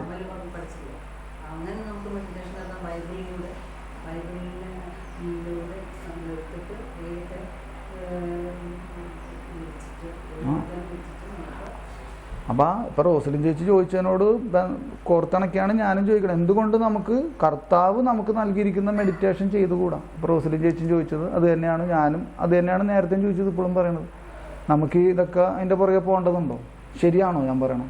ശരിയായാലും തെറ്റായാലും അപ്പോൾ പറയുമ്പോൾ അത് ശാരീരികമായിട്ടുള്ളൊരു വ്യായാമം മാത്രമല്ലേ, ഇത് ഇങ്ങനെ അങ്ങോട്ട് അങ്ങോട്ട് പരത്തിയൊക്കെയാണ്. മനസ്സിലാവുണ്ടോ? അപ്പോൾ പിന്നെ സുവിശേഷ പ്രഘോഷണം നടത്തിയാൽ എന്താ കുഴപ്പം? അതെന്താ മതസ്പർദ്ധ പടർത്തു എന്ന് പറയണേ? എല്ലാവരും യേശുക്രിസ്തുവിലൂടെ അല്ലേ ഉണ്ടായേ. ആരും എന്നെ കൂടാതെ എല്ലാം അവനിലൂടെ ഉണ്ടായി, ആരും എന്നെ കൂടാതെ എല്ലാം അവനിലൂടെ ഉണ്ടായി. ഇതെവിടെ പറഞ്ഞതാണ്? യോഹന്നാന്റെ സുവിശേഷത്തിൽ പറഞ്ഞിരിക്കുന്നതാണ്, 1-ാം അധ്യായത്തിൽ 3-ാമത്തെ വചനമൊക്കെ. എല്ലാം അവനിലൂടെ ഉണ്ടായി, ഒന്നും അവനെ കൂടാതെ ഉണ്ടായിട്ടില്ല. അപ്പം ഈ പറഞ്ഞ മറ്റു വിശ്വാസികളടക്കം എല്ലാവരും യേശുക്രിസ്തുവിൻ്റെ ഇതല്ലേ പറഞ്ഞേക്കണേ. മനസ്സിലായോ? അപ്പം യോഗ അതെന്താണ്? മറ്റു ചിലർക്കാകട്ടെ മാനസികമായ ശൂന്യതയിലേക്ക് നയിക്കുന്ന ഏകാഗ്രതയുള്ള ഉദ്യമമാണ് പ്രാർത്ഥന. വേറെ ചിലർ, ഇപ്പോൾ ഒരു 3-ാമത്തെ കാര്യമുണ്ടോ? വേറെ ചിലർ പ്രാർത്ഥനയെ വെറും അനുഷ്ഠാനപരമായ വാക്കുകളായി കണ്ടോ. വേറെ ചിലർ പ്രാർത്ഥനയെ വെറും അനുഷ്ഠാനപരമായ വാക്കുകളായും ശരീരനിലയായും വീക്ഷിക്കുന്നു. 3-ാമത്തെ കാര്യം. അപ്പം 3 പോയിന്റുകളാണ് പറഞ്ഞേക്കണം. ഒന്നെന്തായിരുന്നു? ചിലരെ സംബന്ധിച്ചിടത്തോളം പ്രാർത്ഥന കേവലം മനഃശാസ്ത്രപരമായ ഒരു പ്രവൃത്തിയാണെന്ന് പറഞ്ഞു. പിന്നെ പറഞ്ഞു 2-ാമത്തെ വിഭാഗം ആൾക്കാരെന്താണ്? മറ്റു ചിലർക്കാകട്ടെ മാനസികമായ ശൂന്യതയിലേക്ക് നയിക്കുന്ന ഏകാഗ്രതയുള്ള ഉദ്യമമാണ് പ്രാർത്ഥനയെന്ന് പറഞ്ഞു. ഇനി 3-ാമത്തെ വിഭാഗം ആൾക്കാരെന്താണ്? വേറെ ചിലർ പ്രാർത്ഥനയെയും വെറും അനുഷ്ഠാനപരമായ വാക്കുകളായി ശരീരനിലയായും വീക്ഷിക്കുന്നു. ഈ അർത്ഥത്തിലാണ് അവർക്ക് പ്രതിഫലം ലഭിച്ചു കഴിഞ്ഞു എന്ന് ഈശോ മത്തായിയുടെ സുവിശേഷത്തിൽ നമ്മൾ ആദ്യം തുടങ്ങിയ സുവിശേഷ ഭാഗം എന്താണത് അല്ലേ? എന്തെന്നാണ് നമ്മൾ മത്തായിയുടെ സുവിശേഷത്തിൽ 6-ാം അധ്യായത്തിൽ പറഞ്ഞില്ലേ? അവര് സിനഗോഗുകളിലും അല്ലേ തെരുവീടുകളുടെ നിന്ന് പ്രാർത്ഥിക്കാനാണ് ഇഷ്ടപ്പെടുന്നത്. മനസ്സിലായോ എന്താണ് ഇപ്പോൾ വായിച്ചേ? ചിലർ പ്രാർത്ഥനയെ വെറും അനുഷ്ഠാനപരമായ വാക്കുകളായും ശരീരനിലയായി വീക്ഷിക്കുന്നു. എന്നിട്ട് പറയാണ് തങ്ങളുടെ ഇതര കർത്തവ്യങ്ങളുമായി, അതായത് തങ്ങളുടെ മറ്റ് കടമകളുമായി, ഇതര കർത്തവ്യങ്ങളും എന്ന് പറഞ്ഞാൽ മറ്റു കടമകളുമായി പൊരുത്തപ്പെടാനാവാത്ത ഒരു വ്യാപാരമായി പല ക്രൈസ്തവരും അബോധ മനസ്സിൽ, അല്ലെങ്കിൽ അബോധ മനസ്സിൽ പ്രാർത്ഥനയെ കാണുന്നു. 4-ാമത്തെ ഭാഗം, 4-ാമത്തെ ഒരു കാറ്റഗറിയിൽ ആൾക്കാരെ പറയാം. എന്തെന്നാണ്? തങ്ങളുടെ ഇതര കർത്തവ്യങ്ങളുമായി, അതായത് മറ്റ് കടമകളുമായി പൊരുത്തപ്പെടാനാവാത്ത ഒരു വ്യാപാരമായി അല്ലെങ്കിൽ ഒരു പ്രവൃത്തിയായി പല ക്രൈസ്തവരും അബോധ മനസ്സിൽ പ്രാർത്ഥനയെ കാണുന്നു. ഇനി ശ്രദ്ധിക്കണം കേട്ടോ, ഇനി ശ്രദ്ധിക്കണം. നമ്മൾ പെട്ടെന്ന് നമുക്ക് ഷോക്ക് അടിക്കണ ഒരു സംഭവമാണ് ഇന്നത്തെ വാക്ക് വന്നത്. എന്തെന്നാണ്?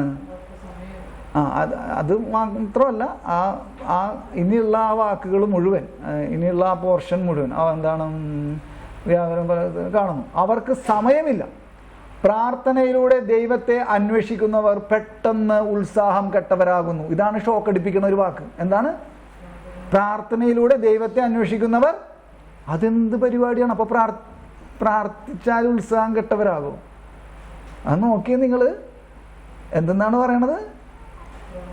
പ്രാർത്ഥനയിലൂടെ അവർക്ക് സമയമില്ല. പ്രാർത്ഥനയിലൂടെ ദൈവത്തെ അന്വേഷിക്കുന്നവർ പെട്ടെന്ന് ഉത്സാഹം കെട്ടവരാകുന്നു. അപ്പൊ പിന്നെ അങ്ങനെ ഇനി പ്രാർത്ഥിക്കണേ? അതെന്തുകൊണ്ടാണ് അങ്ങനെ പറഞ്ഞേക്കണത്? എന്തുകൊണ്ടാണ്? അതായത് എന്തെന്നാൽ തങ്ങളിൽ നിന്ന് മാത്രമല്ല പരിശുദ്ധാത്മാവിൽ നിന്ന് കൂടിയാണ് പ്രാർത്ഥന വരുന്നതെന്ന് അവർ അറിയുന്നില്ല. എന്തുകൊണ്ടാണ് പ്രാർത്ഥനയിലൂടെ ദൈവത്തെ അന്വേഷിക്കുന്നവർ ഉത്സാഹം കെട്ടവരാകുന്നത്? അതായത് അവരുടെ വിചാരം, ഞാൻ പ്രാർത്ഥിച്ചു, മനസ്സിലാവുണ്ടോ, ഞാൻ പ്രാർത്ഥിക്കുന്നുണ്ട്, ഞാൻ ഇന്നിത്ര കൊന്ത എത്തിക്കുന്നുണ്ട്, മനസ്സിലാവുണ്ടോ.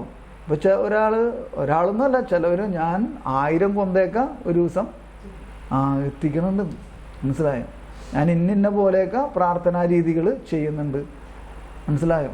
അപ്പോൾ എന്നിട്ട് ഉത്സാഹം കെട്ട അപ്പോൾ ഇത്രയൊക്കെ ചെയ്തിട്ട് ഉത്സാഹം കെട്ടവരാകുന്നു. എന്തുകൊണ്ടാണത്? അതെന്തുകൊണ്ടാണെന്ന് വെച്ചാൽ നമ്മളിൽ നിന്ന് മാത്രമാണ് പ്രാർത്ഥന പുറപ്പെടുന്നതെന്ന് നമ്മൾ വിചാരിക്കുന്നു. നമ്മളാണ് പ്രാർത്ഥിക്കണതെന്ന്. നമ്മളിപ്പോൾ നേരത്തെ ഭാഗത്തിൽ എന്ത് മനസ്സിലാക്കി? ആരാണ് പ്രാർത്ഥിക്കണത്? ആദ്യം ആരാ പ്രാർത്ഥിക്കണതെന്ന് പറഞ്ഞു?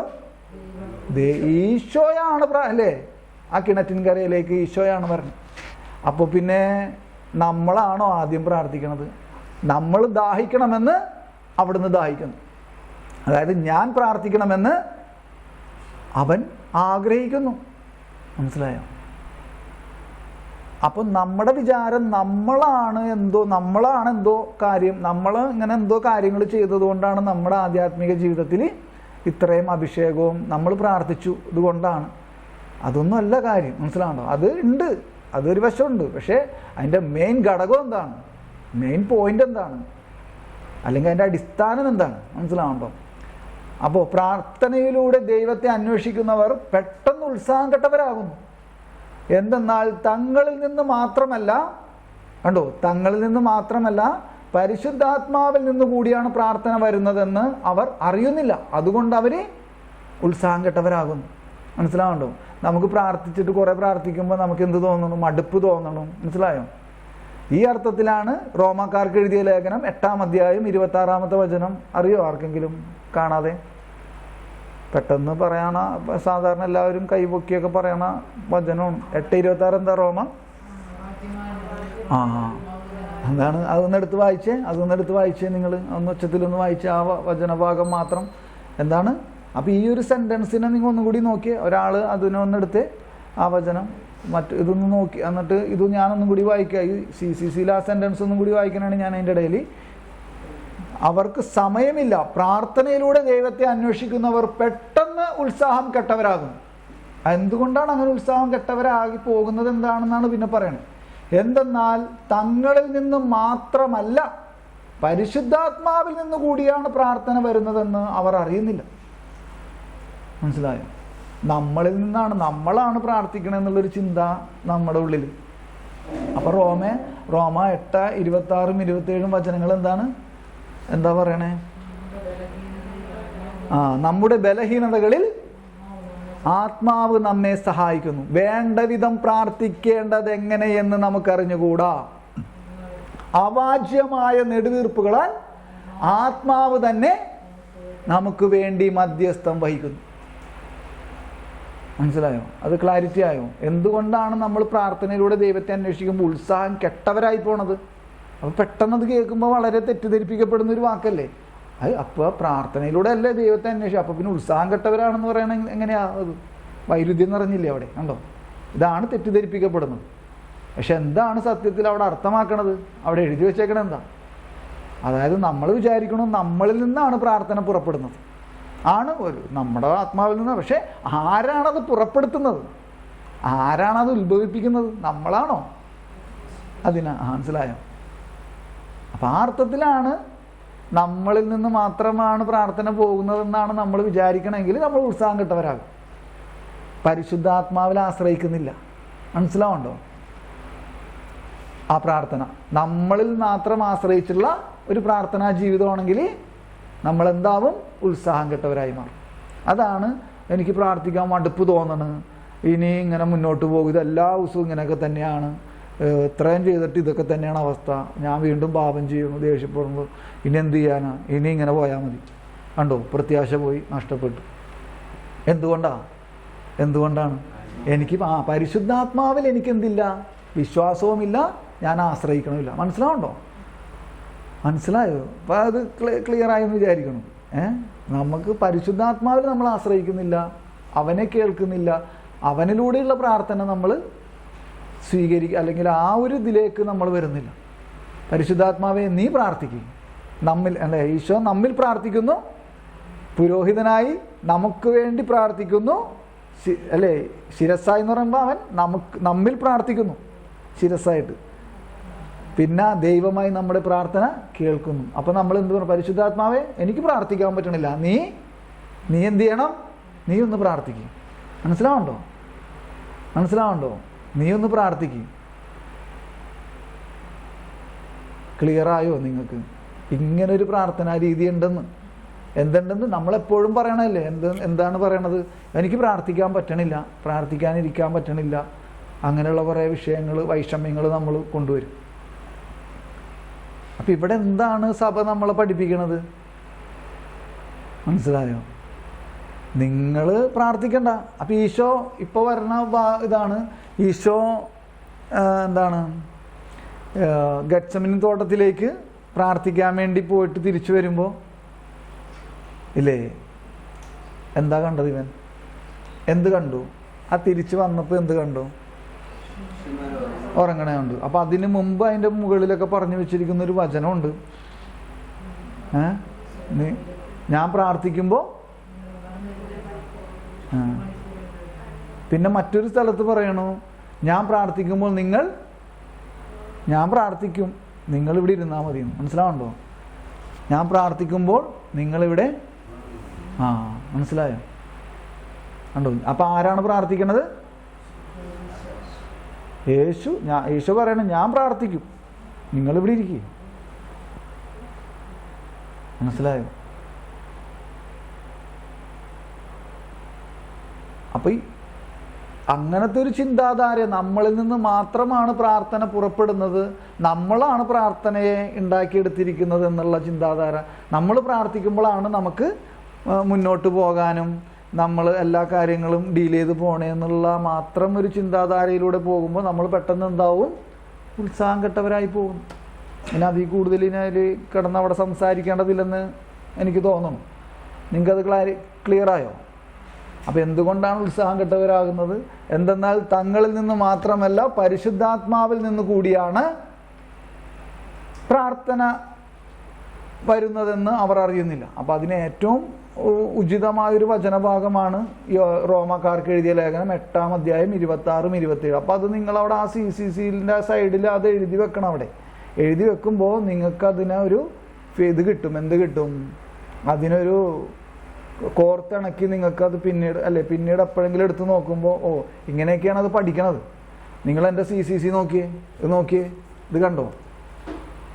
ഇത് മുഴുവൻ ഇങ്ങനെ തന്നെയാണ്. മനസ്സിലായത്? ഇത് മാത്രമല്ല, ഇത് എല്ലാ പുസ്തകങ്ങളും എൻ്റെ ഇത് ഇങ്ങനെ തന്നെയാണ്. മനസ്സിലായി? അപ്പം അതെന്തുകൊണ്ടാണ്? അതറിയണമെന്നുള്ള ആഗ്രഹമാണ്, പഠിക്കണം, അത് മനസ്സിലാവണം എന്നുള്ളത്. ഇപ്പം ഇനി എന്താണ് അനുഷ്ഠാനം? അത് 2726 കഴിഞ്ഞു. ഇനി 2727 പോവാണ്. അതിൻ്റെ അടിയത്തെ ഖണ്ഡികയിലേക്ക് പോവാണ്. അത് വായിക്കട്ടെ. നാം വേണ്ടത്ര ജാഗ്രത പുലർത്താതിരുന്നാൽ, കണ്ടോ? നാം വേണ്ടത്ര ജാഗ്രത അല്ലേ, ശ്രദ്ധ പുലർത്താതിരുന്നാൽ ആധുനിക ലോകത്തിൻ്റെ ചില ചിന്താഗതികൾ, ശ്രദ്ധിക്കണേ, നമ്മൾ വേണ്ടത്ര ശ്രദ്ധ പുലർത്താതിരുന്നാൽ ആധുനിക ലോകത്തിൻ്റെ, അതായത് ആധുനിക ലോകം എന്താ? നമ്മുടെ ഇന്നത്തെ കാലഘട്ടം. ഈ ആധുനിക ലോകത്തിൻ്റെ ചില ചിന്താഗതികൾ നമ്മുടെ ജീവിത ശൈലിയെ ആഴത്തിൽ സ്വാധീനിക്കുന്നു എന്ന് അംഗീകരിച്ചേ തീരൂ. ഇതിനൊറ്റ വാക്കിൽ എങ്ങനെ പറഞ്ഞാൽ മനസ്സിലാകും ഈ സെന്റൻസിനെ? നമ്മുടെ ഈ ആധുനിക ലോകത്തിലെ ചില ചിന്താഗതികൾ നമ്മുടെ ജീവിതശൈലി ആഴത്തിൽ സ്വാധീനിച്ചിട്ടുണ്ടെന്ന് അംഗീകരിച്ചേ തീരും. പല കാര്യങ്ങളുണ്ട്, പക്ഷെ ഒറ്റ വാക്കിലൂടെ എന്താണ്? നമ്മൾ ഈ ആധുനിക ലോകത്തിൽ നമ്മൾ പ്രത്യേകിച്ച് എടുത്ത് പറയപ്പെടുന്നൊരു വാക്ക് എന്താ? ദൈവം വേണ്ട, അല്ലേ? അങ്ങനെയല്ലേ അവള് പറഞ്ഞത്? ദൈവം വേണ്ടെന്നല്ലേ പറഞ്ഞത്? വേണ്ട, ഒറ്റ വാക്കാണ്, ദൈവം വേണ്ട. വേണ്ട, അതിലെല്ലാം അടങ്ങി. മന്ത്രവാദം, മറ്റുള്ള കാര്യങ്ങളിലേക്ക് പോവുക. ഞാൻ ഇതിനൊന്നും എനിക്കൊരുപാട് പറയാനുണ്ട്. ഇതിൽ പല അനുഭവങ്ങളും, പല ആൾക്കാരുടെ അനുഭവങ്ങളും, എൻ്റെ ജീവിതാനുഭവങ്ങളും പറയാം. പക്ഷേ അതൊക്കെ പറഞ്ഞ് പിന്നെ അതെ വൈരുദ്ധ്യമാണ്ട. നമ്മളതിൽ കുറേ പോകുമ്പോൾ നിങ്ങൾക്ക് സംശയം കൂടും. പിന്നെ ഞാനത് പറഞ്ഞത് അപ്പം അതിലോട്ട് പോണില്ല. കാര്യങ്ങൾ ഒറ്റ വാക്കിലൂടെ അവതരിപ്പിക്കുകയും അവസാനിപ്പിക്കുകയും ചെയ്യണം. കാര്യം മനസ്സിലായോ? ആധുനിക ലോകത്തിലെ നമ്മുടെ ചിന്താഗതികൾ എന്ന് പറഞ്ഞാൽ ഒറ്റ വാക്കി പറഞ്ഞാൽ എന്താണ്? ഇത്രയൊക്കെ മതി, അല്ലെ ദൈവം വേണ്ട, ഇനി വേണമെങ്കിൽ തന്നെ ഇത്രയൊക്കെ മതി, നമ്മുടെ മറ്റു ഒരുപാട് കാര്യങ്ങളിലേക്ക് അവൻ ഇടപെടത്തില്ല. ശരിയാണോ ഇല്ലയോ?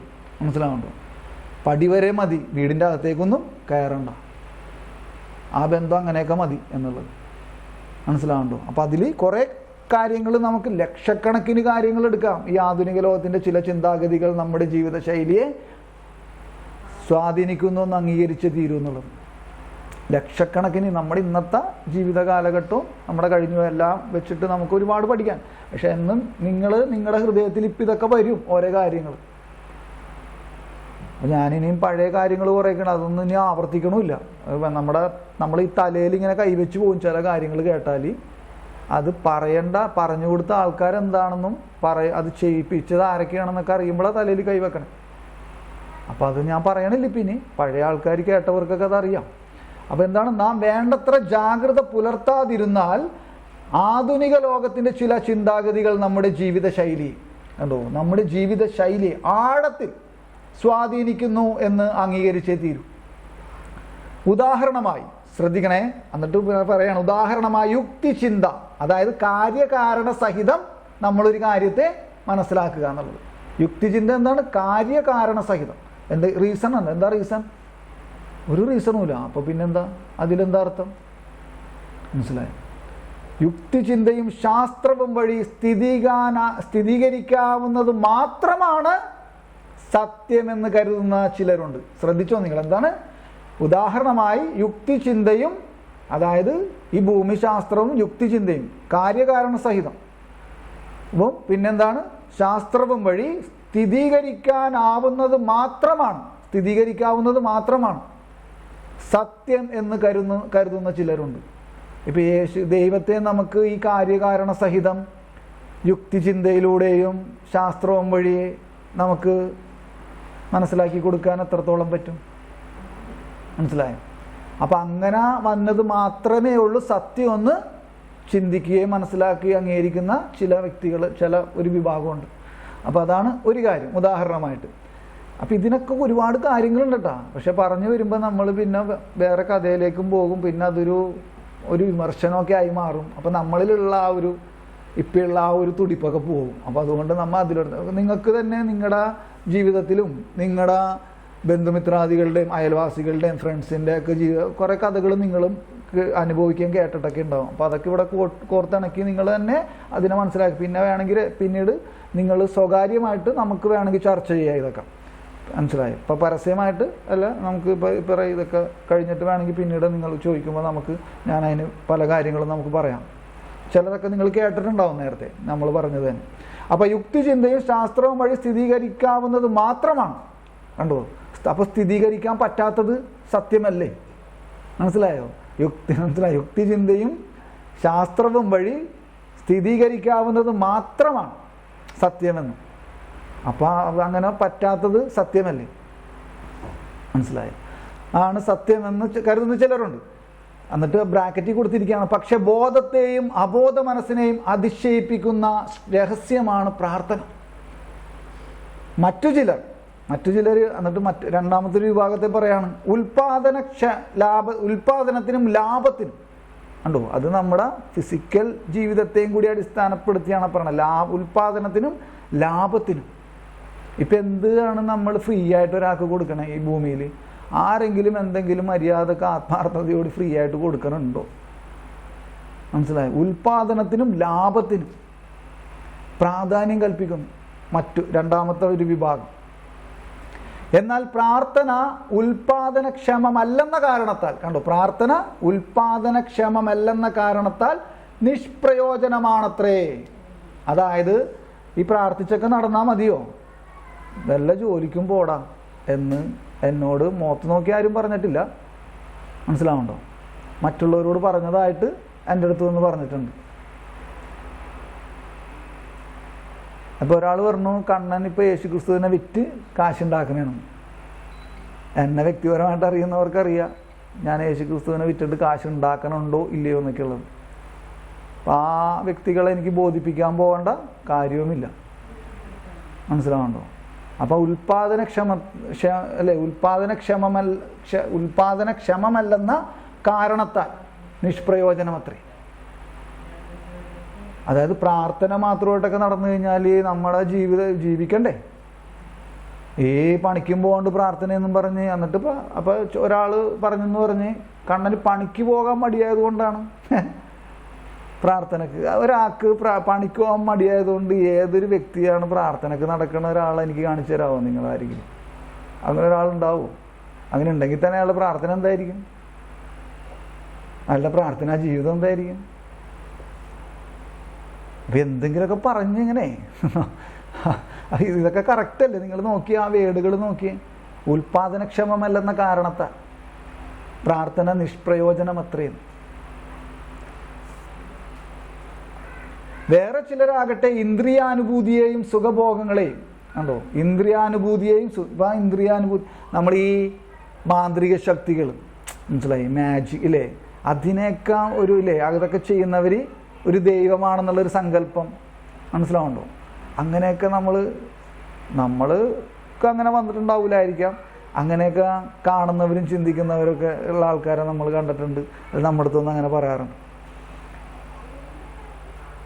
എന്താണ് ഇന്ദ്രിയാനുഭൂതിയെയും സുഖഭോഗങ്ങളെയും. എന്നിട്ട് ഇത് 3 കാര്യങ്ങൾ വീണ്ടും പറയാണ്. സത്യം, നന്മ, സൗന്ദര്യം എന്നിവയുടെ മാനദണ്ഡങ്ങളായി ഉയർത്തിപ്പിടിക്കുന്നു. എന്നാൽ സൗന്ദര്യപ്രേമം ഫിലോക്കാലിയ ആയ പ്രാർത്ഥന ജീവിക്കുന്ന സത്യദൈവത്തിൻ്റെ മഹിമയുമായി ബന്ധപ്പെട്ടിരിക്കുന്നു. അപ്പോൾ പ്രാർത്ഥന ജീവിക്കുന്ന സത്യദൈവത്തിൻ്റെ മഹിമയുമായിട്ടാണ് ബന്ധപ്പെട്ടിരിക്കുന്നത്. അപ്പോൾ ആ പ്രാർത്ഥന ജീവിതത്തെയാണ് ഉൽപാദനക്ഷമമല്ല എന്ന കാരണത്താൽ നിഷ്പ്രയോജനമത്രേ എന്ന് പറഞ്ഞിട്ട് പറയുന്ന ചിലർ. മനസ്സിലായോ? ജീവിക്കുന്ന സത്യദൈവത്തിൻ്റെ മഹിമയുമായിട്ടാണ് ആ പ്രാർത്ഥനാ ജീവിതം പ്രാർത്ഥനയെയും കണക്ട് ചെയ്ത് ഇരിക്കണേ, അതിൽ ബന്ധപ്പെട്ടിരിക്കണം. പ്രവർത്തന പരതയോടുള്ള പ്രതിഷേധം എന്നോണം ശ്രദ്ധിക്കണം കേട്ടോ. പ്രവർത്തന പരതയോടുള്ള പ്രതിഷേധം എന്നോണം. ഇപ്പം അടുത്ത് ഒരാളെന്നോട് ചോദിച്ചേ, ഞാൻ ഈ നാടൊക്കെ വിട്ടിട്ട്, ശ്രദ്ധിക്കണേ, ഈ നാടൊക്കെ വിട്ടിട്ട് ഞാൻ എന്ത് ചെയ്യാൻ പോണു? ഞാനൊരു മലയിൽ പോയിരുന്ന് പ്രാർത്ഥിക്കാൻ പോവാണ്. ഒരാൾ എന്നോട് പറയാണ്, മനസ്സിലായോ? ഞാൻ ഈ അല്ലേ എൻ്റെ ഈ ജീവിത സാഹചര്യമൊക്കെ വിട്ടിട്ട്, കുടുംബം ഇതെല്ലാം വിട്ട് ഞാൻ എന്ത് ചെയ്യാൻ പോണു? ഒരു സന്യാസി എന്ന രീതിയിൽ ഞാൻ ഒരു മലയിൽ പോയിരുന്ന് പ്രാർത്ഥിക്കാൻ പോവാണ്. സത്യത്തിൽ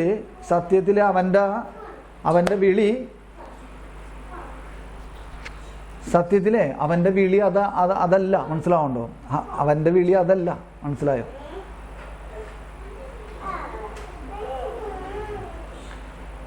Hallelujah, praise you Lord, thank you Lord, praise you Jesus, hallelujah, hallelujah, thank you Lord, praise you Jesus, hallelujah, hallelujah, thank you Lord, praise you. അപ്പോൾ ഞാൻ ഒന്നും കൂടിയും വായിക്കണേ. എന്തെന്നാണ്? പ്രവർത്തന പരതയോടുള്ള പ്രതിഷേധം എന്നോ. അപ്പോൾ നമ്മുടെ കുടുംബജീവിതത്തിൽ നമ്മൾ പല കാര്യങ്ങളിലും നമുക്ക് വിചാരിക്കണ കാര്യങ്ങൾ നടക്കാതെ വരുമ്പോൾ, ഇങ്ങനെയുള്ള പല പ്രശ്നങ്ങൾ വരുമ്പോഴത്തേക്കും നമ്മൾ വിചാരിക്കും എന്നാൽ സമൂഹത്തിൽ നിന്ന് ഓടിപ്പോയി അല്ലേ, നമ്മൾക്ക് ഓടിപ്പോയിട്ട് നമ്മൾ മറ്റൊരു പ്രാർത്ഥനാ ജീവിതം തന്നെ എന്നാൽ മറ്റൊരു രീതിയിൽ നയിക്കുക. പക്ഷേ അതും ദൈവവിളിയാണോ ആ വ്യക്തിയെ സംബന്ധിച്ച്? ആ വ്യക്തിയെ സംബന്ധിച്ച് അത് അവൻ്റെ വിളിയല്ല. അവനിപ്പോഴായിരിക്കുന്ന അവസ്ഥയിൽ ആ പ്രാർത്ഥനാ ജീവിതം മുന്നോട്ട് കൊണ്ടുപോകണമെന്നാണ് കർത്താവ് ആഗ്രഹിക്കുന്നത്. അപ്പോൾ പ്രാർത്ഥന പരതയോടുള്ള പ്രതിഷേധം എന്നോണം ഈ ലോകത്തിൽ നിന്നുള്ള ഒളിച്ചോട്ടമായി, ശ്രദ്ധിക്കണേ, ഈ ലോകത്തിൽ നിന്നുള്ള ഒളിച്ചോട്ടമായി പ്രാർത്ഥനയെ കാണുന്നവരുമുണ്ട്. ശ്രദ്ധിച്ചോ നിങ്ങൾ? പ്രവർത്തന പരതയോടുള്ള പ്രതിഷേധം എന്നോണം ഈ ലോകത്തിൽ നിന്നുള്ള ഒളിച്ചോട്ടമായി. കണ്ടോ? മനസ്സിലായോ? ഈ ലോകത്തിൽ നിന്നുള്ള ഒളിച്ചോട്ടമായി പ്രാർത്ഥനയെ കാണുന്നവരുമുണ്ട്. അപ്പോൾ ഇത് കറക്റ്റാണ്. ആള് വിചാരിച്ച കാര്യങ്ങളോ അല്ലെങ്കിൽ അതിനുള്ള അഭിഷേകത്തിൽ നിന്നില്ല. അപ്പം ആള് വിചാരിക്കുകയാണ് ഞാൻ ഇങ്ങനെയൊന്നുമല്ല എൻ്റെ പ്രാർത്ഥനാ ജീവിതം. ഞാൻ ഒരു സന്യാസ ജീവിതമൊക്കെ സ്വീകരിച്ച് ഞാൻ എന്ത് ചെയ്യണം? ഞാൻ മലയിലൊക്കെ പോയിരുന്ന് പ്രാർത്ഥിക്കണം. സന്യാസി ആവണമെന്നൊന്നുമില്ല, പക്ഷെ മലയിൽ ഞാൻ ഇവിടെ ഇങ്ങനെ പട്ടണത്തിലൊക്കെ ജീവിച്ച് പ്രാർത്ഥിക്കേണ്ട ആളല്ല എന്നുള്ള ഒരു അവസ്ഥയിലേക്ക് ആൾ പോവാണ്. പക്ഷെ അവനെന്ത് പ്രാർത്ഥനാ ജീവിതമാണെന്നുള്ളത് കർത്താവ് അവന് കൊടുത്തിട്ടുണ്ട്. ആൾക്ക് കൊടുത്തിട്ടുണ്ട്. അപ്പോൾ അങ്ങനെ ആയിരിക്കെ ആളുടെ ഒരു പ്രാർത്ഥനാ ജീവിതത്തിൽ മറ്റൊരു കാര്യം തിരഞ്ഞെടുക്കുക. അങ്ങനെയല്ല, ഇങ്ങനെയാണെന്ന് പറഞ്ഞു. അപ്പോൾ അത് അവൻ്റെ വിളിയല്ല, ആളുടെ വിളിയല്ല. എന്താണ് കാരണം? എന്തുകൊണ്ടാണത് അവനങ്ങനെ തോന്നണത്? പ്രവർത്തനപരതയോടുള്ള പ്രതിഷേധം എന്നോണം ഈ ലോകത്തിൽ നിന്നുള്ള ഒളിച്ചോട്ടമായി പ്രാർത്ഥനയെ കാണുന്നവരുമുണ്ട്. പക്ഷേ ക്രൈസ്തവ പ്രാർത്ഥന ചരിത്രത്തിൽ നിന്നുള്ള പലായനമോ ജീവിതവുമായുള്ള ബന്ധവിച്ഛേദനമോ അല്ല. കണ്ടോ? പക്ഷെ ക്രൈസ്തവ പ്രാർത്ഥന എന്താണ്? ഇവിടെ നിന്നുള്ള ഒളിച്ചോട്ടമല്ല, ഇവിടെ നിന്നുകൊണ്ട് പോരാട്ടം നടത്തണമെന്നാണ് കർത്താവ് പറയണത്. മനസ്സിലാവുന്നുണ്ടോ? നമ്മൾ ഒറ്റ വാക്കിൽ ഒന്നും കൂടി ചുരുക്കി പറഞ്ഞാൽ, നമ്മൾ ഇപ്പോൾ ഈ പ്രാർത്ഥനാ ജീവിതത്തിലോട്ട്, ഈ ശുശ്രൂഷ ജീവിതത്തിലേക്കൊക്കെ വരുമ്പോൾ ഒരുപാട് പ്രശ്നങ്ങൾ പല രീതിയിലും വരും. അപ്പോൾ നമ്മൾ വിചാരിക്കും ഈ പ്രശ്നങ്ങളൊന്നും ഇല്ലാത്ത രീതിയിലുള്ളൊരു ശുശ്രൂഷാ ജീവിതം തിരഞ്ഞെടുത്തുകൂടെ? മനസ്സിലാവുന്നുണ്ടോ? അങ്ങനെയും ആകാമല്ലോ. മനസ്സിലാവുന്നുണ്ടോ? പക്ഷേ കർത്താവ് ആ വ്യക്തിനെ വിളിച്ചിരിക്കുന്നത് ഈ പ്രശ്നങ്ങളുടെ ഇടയിൽ നിന്നുകൊണ്ട് ശുശ്രൂഷ ചെയ്യാനാണ്. ആ പ്രശ്നങ്ങളെ മാറ്റിയിട്ട് വന്ന് ശുശ്രൂഷ ചെയ്യാൻ വേണ്ടിയിട്ടല്ല. അപ്പം ആ ശുശ്രൂഷാ ജീവിതം എത്തരത്തിൽ, എവിടെ, എങ്ങനെ, ആരുടെ കൂടെ ഒക്കെ ചെയ്യണമെന്ന് കർത്താവ് പറഞ്ഞിട്ടുണ്ട്. അപ്പം അതൊക്കെ മാറ്റി വെച്ചിട്ട്, ആ പ്രവർത്തനം മനസ്സിലായോ? അതൊക്കെ മാറ്റി വെച്ചിട്ട് ഈ ലോകത്തിൽ നിന്നുള്ള അതിലുള്ള പ്രതിഷേധം എന്നോണം ഈ ലോകത്തിൽ നിന്നുള്ള ഒളിച്ചോട്ടമായി പ്രാർത്ഥനയെ കാണുന്നവരുമുണ്ട്. എന്നിട്ട് പറയാണ്, പക്ഷെ ക്രൈസ്തവ പ്രാർത്ഥന ചരിത്രത്തിൽ നിന്നുള്ള, ഈ സമൂഹത്തിൽ നിന്നോ ഈ ലോകത്തിൽ നിന്നുള്ള പലായനമോ ജീവിതവുമായുള്ള ബന്ധവിച്ഛേദമോ അല്ലെ എന്താണ് അല്ലേ, ഈ ജീവിതവുമായിട്ടുള്ള ബന്ധത്തെ വിച്ഛേദിക്കുന്നതുമല്ല. നിങ്ങൾക്ക് മനസ്സിലാവണ്ടല്ലോ അല്ലേ? കഠിനമായി പോണില്ലല്ലോ? കഠിനമായി പോകണ്ടോ? ഇനി 2728 അവസാനമായി പ്രാർത്ഥനയിലെ പരാജയത്തിൻ്റെ അനുഭവങ്ങളെ കണ്ടോ. അവസാനമായി പ്രാർത്ഥനയിലെ പരാജയത്തിൻ്റെ അനുഭവങ്ങളെ, എന്നിട്ട് പിന്നെ അതിൽ 4-5 കാര്യങ്ങൾ പറയണം. എന്തെന്നാണ്? ആധ്യാത്മിക വരൾച്ചയുടെ കാലയളവിലെ ഉത്സാഹരാഹിത്യം. ശ്രദ്ധിക്കണം കേട്ടോ. ആധ്യാത്മിക വരൾച്ചയുടെ കാലയളവിലെ ഉത്സാഹരാഹിത്യം. ഇപ്പം നമുക്ക് പള്ളി പോകണമെന്ന് തോന്നണില്ല, പ്രാർത്ഥിക്കാനിരിക്കാൻ പറ്റണില്ല, അപ്പം ഇനി പ്രാർത്ഥിച്ചിട്ട് ഇപ്പം എന്തിനാ? അപ്പം ഇങ്ങനെ ഇതുപോലെ പല വിധത്തിലുള്ള ഉത്സാഹരാഹിത്യം. മനസ്സിലായോ? ഇനി എന്തിനാ ഇപ്പം ഈ ആധ്യാത്മിക ജീവിതത്തിലൊക്കെ നമ്മളിങ്ങനെ നിന്നിട്ട് എന്തിനാ? ആരെ കാണിക്കാനാണ്? ആരെ ബോധിപ്പിക്കാനാണ്? ഈ ഭൂമിയിൽ ഇങ്ങനെയൊക്കെ ജീവിച്ചിട്ട് എന്ത് കിട്ടാനാ എന്നൊക്കെയുള്ള ഒരു പ്രലോഭനവും കൂടി നമുക്ക് പലപ്പോഴും, ഇതിപ്പോൾ എനിക്ക് ഇടയ്ക്ക് ഇങ്ങനെ തോന്നാറുണ്ടിട്ടില്ല, ഇന്നും ഞാൻ പറയണില്ല. അവസാനമായി പ്രാർത്ഥനയിലെ പരാജയത്തിൻ്റെ അനുഭവങ്ങൾ കണ്ടോ. പ്രാർത്ഥനയിലെ പരാജയത്തിൻ്റെ അനുഭവങ്ങൾ എന്താണ്?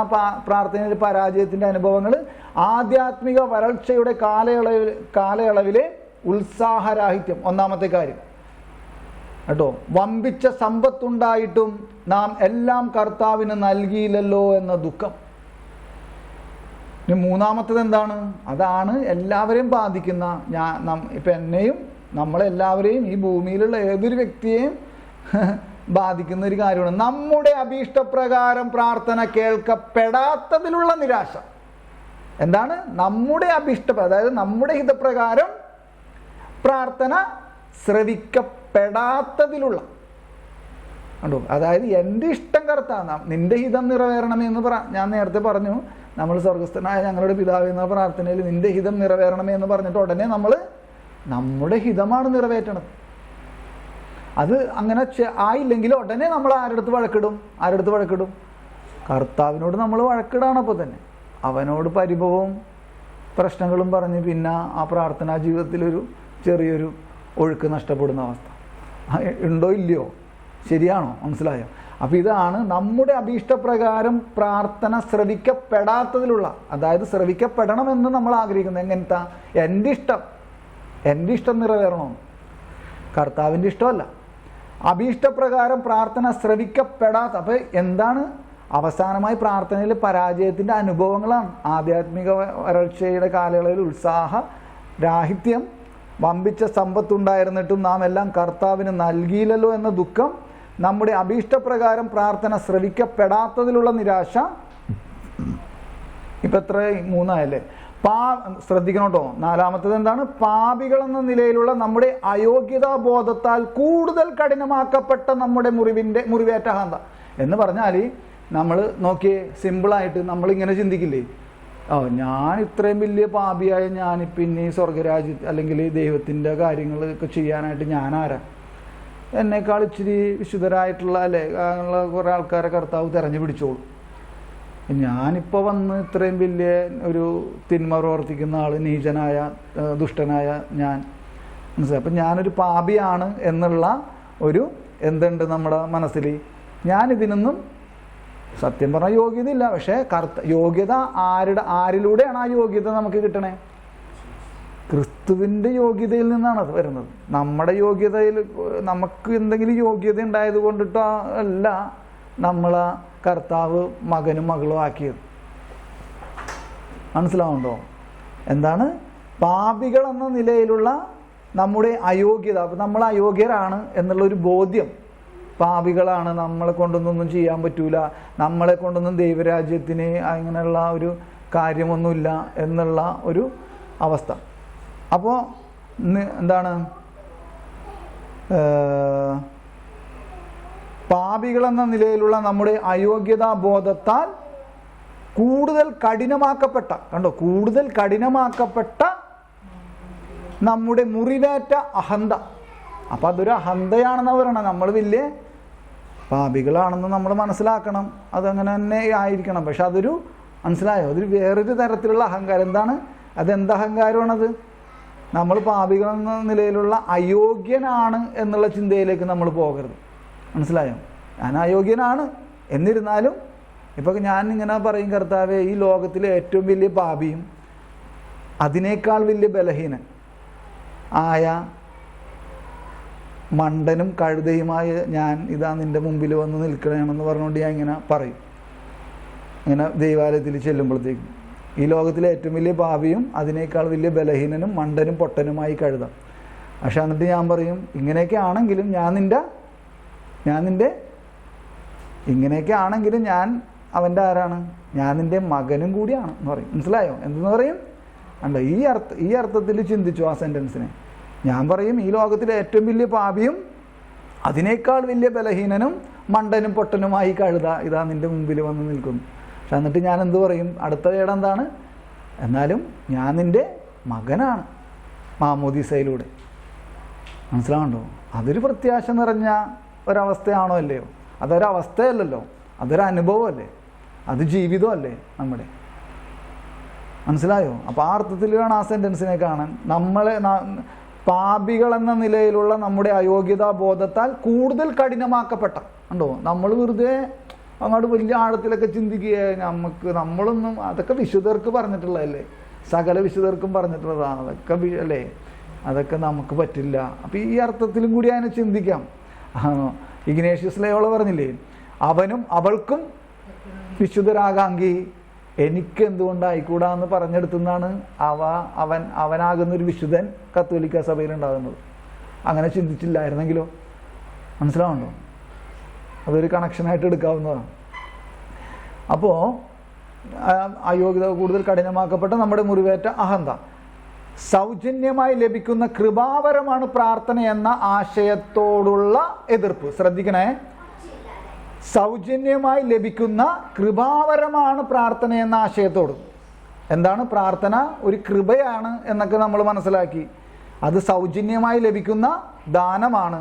അപ്പം സൗജന്യമായി ലഭിക്കുന്ന കൃപാവരമാണ് പ്രാർത്ഥന എന്ന ആശയത്തോടുള്ള എതിർപ്പ്. ആ എതിർപ്പ് കണ്ടോ? മുതലായ അനുഭവങ്ങളെ പ്രാർത്ഥനയുടെ പോരാട്ടത്തിനിടയിൽ നാം നേരിട്ടേ തീരൂ. ശ്രദ്ധിക്കണം കേട്ടോ, പ്രാർത്ഥനയാകുന്ന പോരാട്ടത്തിൽ നാം നേരിട്ടേ തീരൂ. ഇതിൽ നിന്നെല്ലാമുള്ള നിഗമനം എപ്പോഴും ഒന്ന് തന്നെ: എന്തിന് പ്രാർത്ഥിക്കണം. അപ്പം നമ്മുടെ എല്ലാം നിഗമനം ഇതാണ്: എന്തിന് പ്രാർത്ഥിക്കണം. ഈ പ്രാർത്ഥനാ ജീവിതം കൊണ്ടൊക്കെ നടന്നിട്ട് എന്താ കാര്യം? അതിലും നല്ലത് അമേരിക്കയിലോട്ടൊരു വിസ കിട്ടിക്കഴിഞ്ഞാൽ അത് പോരെ ഏറ്റവും നല്ല കാര്യം. ഇവിടെ പ്രാർത്ഥനാ ജീവിതമൊക്കെ ആയിട്ടൊക്കെ നടന്നിട്ട് എന്താ കാര്യം? മനസ്സിലാവണം. അപ്പോൾ എപ്പോഴും ഒന്ന് തന്നെ: എന്തിന് പ്രാർത്ഥിക്കണം. എന്നിട്ട് പറയാണ് ഇത്തരം വൈഷമ്യങ്ങളെ കീഴടക്കാൻ വേണ്ട വിനയവും. കണ്ടോ, എന്നിട്ട് പറയണം ഈ ആധ്യാത്മിക പ്രാർത്ഥനാ ജീവിതത്തിൽ ഈ ആധ്യാത്മിക പരാജയങ്ങളെ എല്ലാം, ഇത്തരം വൈഷമ്യങ്ങളെ കീഴടക്കാൻ വേണ്ട വിനയം, വിശ്വാസവും വിനയവും സ്ഥിരോത്സാഹവും. കണ്ടോ, 3 കാര്യങ്ങൾ വീണ്ടും പറയാണ്. ഇത്തരം വൈഷമ്യങ്ങളെ കീഴടക്കാൻ എന്ത് വേണം? വിനയം വേണം, വിശ്വാസം വേണം, സ്ഥിര ഉത്സാഹം വേണം.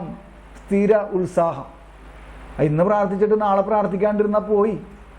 10 ദിവസം പള്ളിയിൽ പോയിട്ട് 11ാം ദിവസം പോകാണ്ടിരുന്നാൽ പോയില്ലേ? അപ്പം നമ്മൾ സ്ഥിര ഉത്സാഹം വേണം. അത് നമ്മുടെ ഒരു എന്താണ്, നമ്മൾ അതിനു വേണ്ടി ശ്രമിക്കണം. പരിശ്രമം എപ്പോഴും അതിൻ്റെ മുൻവ്യവസ്ഥയാണെന്ന് പറഞ്ഞു. പരിശ്രമം ഉണ്ടാകണം. പരിശ്രമം ഉണ്ടായിട്ട് നമുക്കിപ്പോൾ പ്രാർത്ഥിക്കാൻ പറ്റിയില്ല, പള്ളിയിൽ പോകാൻ പറ്റിയില്ലെങ്കിൽ ഓക്കെ, അല്ലെങ്കിൽ ദൈവത്തിൻ്റെ ഒരു കാര്യത്തിലേക്ക് നമുക്ക് ഇറങ്ങാൻ പറ്റില്ല, ഓക്കെ. പരിശ്രമമില്ല, അങ്ങനെ നമ്മൾ അതൊരു ലഘൂകരിച്ച് പോവുകയാണെങ്കിൽ അത് തന്നെ ഏറ്റവും വലിയ പാപമാണ്. അത് കുമ്പസാരിക്കണം നമ്മൾ മനഃപൂർവ്വം ഒരു വിശുദ്ധ കുർബാന ഒഴിവാക്കുകയാണെങ്കിൽ. അപ്പോൾ ഇത്തരം വൈഷമ്യങ്ങളെ കീഴടക്കാൻ വിനയവും വിശ്വാസവും സ്ഥിരോത്സാഹവും നേടിയെടുക്കാനും നാം പോരാടണം. അപ്പം ഇനി അടുത്ത വിനീതമായ ഹൃദയ ജാഗ്രത. ഇതൊക്കെ എന്തിനാണ് നിങ്ങളോട് പറയണമെന്നറിയോ?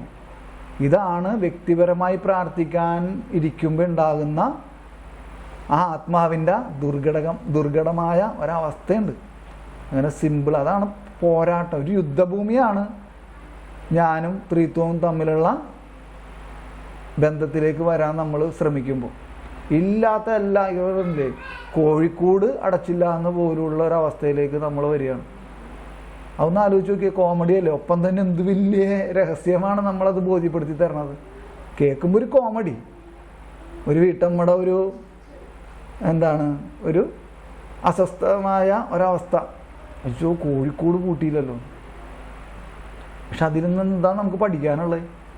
വലിയൊരു കാര്യം പഠിക്കാനുണ്ട്. മനസ്സിലായോ? ഇത് നോക്കിക്കോട്ടോ. വിനീതമായ ഹൃദയ ജാഗ്രത. വിനീതമായ ഹൃദയ ജാഗ്രത പ്രാർത്ഥനയിലെ വൈഷമ്യങ്ങൾക്ക് മുൻപിൽ. അപ്പം ഇത് ഇത്തിരി നമുക്ക് പ്രയാസമുണ്ട് കേട്ടോ ഇത് മനസ്സിലാക്കാൻ. പക്ഷേ അത് വേറൊരു രീതിയിൽ നമുക്ക് പറയാൻ ശ്രമിക്കാൻ പറ്റും. ശ്രദ്ധിക്കണേ. പ്രാർത്ഥനയിലെ പതിവായ വൈഷമ്യം പല വിചാരമാണ്. ശ്രദ്ധിച്ചോ? എന്താണ് പ്രാർത്ഥനയിലെ പതിവായ വൈഷമ്യം? പതിവായ പ്രശ്നം, വിഷമം പിടിച്ച അവസ്ഥ എന്താണ്? പല വിചാരമാണ്. അത് വാചിക പ്രാർത്ഥനയിലെ വാക്കുകളെയും അവയുടെ അർത്ഥത്തെയും സംബന്ധിച്ചാകാം. കൂടുതൽ ആഴത്തിൽ വാചിക പ്രാർത്ഥനയിലും ആരാധന ക്രമപരമോ വ്യക്തിപരമോ പരമോ, അത് ബ്രാക്കറ്റിലിട്ടിരിക്കുകയാണ്, ധ്യാനത്തിലും ധ്യാന യോഗ പ്രാർത്ഥനയിലും നാം ആരോട് പ്രാർത്ഥിക്കുന്നുവോ ആ വ്യക്തിയെ സംബന്ധിച്ചുമാകാം.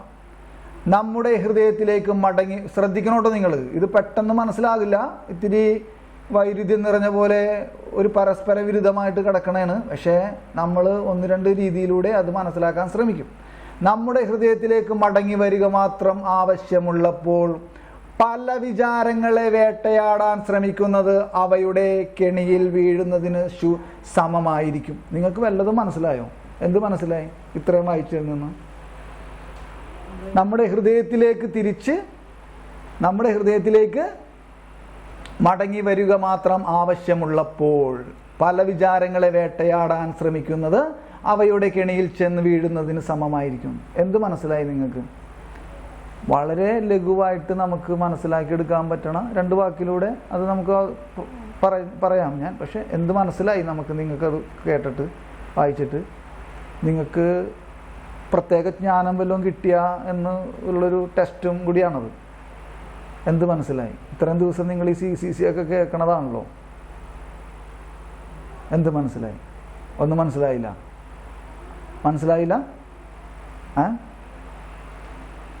മനസ്സിലായില്ലെന്നാണോ? എന്നാലാണ് മറുപടി പറയുള്ളൂ, ഉത്തരം പറയുള്ളൂ. മനസ്സിലായില്ല? അപ്പം അതായത് ഇപ്പം ഞാൻ ഇപ്പം ഇങ്ങോട്ട് നോക്ക്. അതായത് ഇപ്പം നമ്മളിങ്ങനെ പ്രാർത്ഥിച്ചുകൊണ്ടിരിക്കുകയാണ്, അവനമായിട്ടുള്ള ആ ബന്ധത്തിൽ വരാൻ വേണ്ടി നമ്മൾ ആ പേഴ്സൺ പറയലിരിക്കുന്ന സമയത്ത് നമ്മൾ പല വിചാരവും അല്ലേ, എന്ത് കാര്യവുമായിട്ട് ബന്ധപ്പെട്ട വിചാരങ്ങൾ നമ്മുടെ ഉള്ളിലേക്ക് വരുമ്പോൾ നമ്മൾ ഉടനെ പ്രാർത്ഥിക്കുന്ന ഒരു പ്രാർത്ഥനയുണ്ട്. കർത്താവേ, ഇത് അകന്നു അല്ലേ?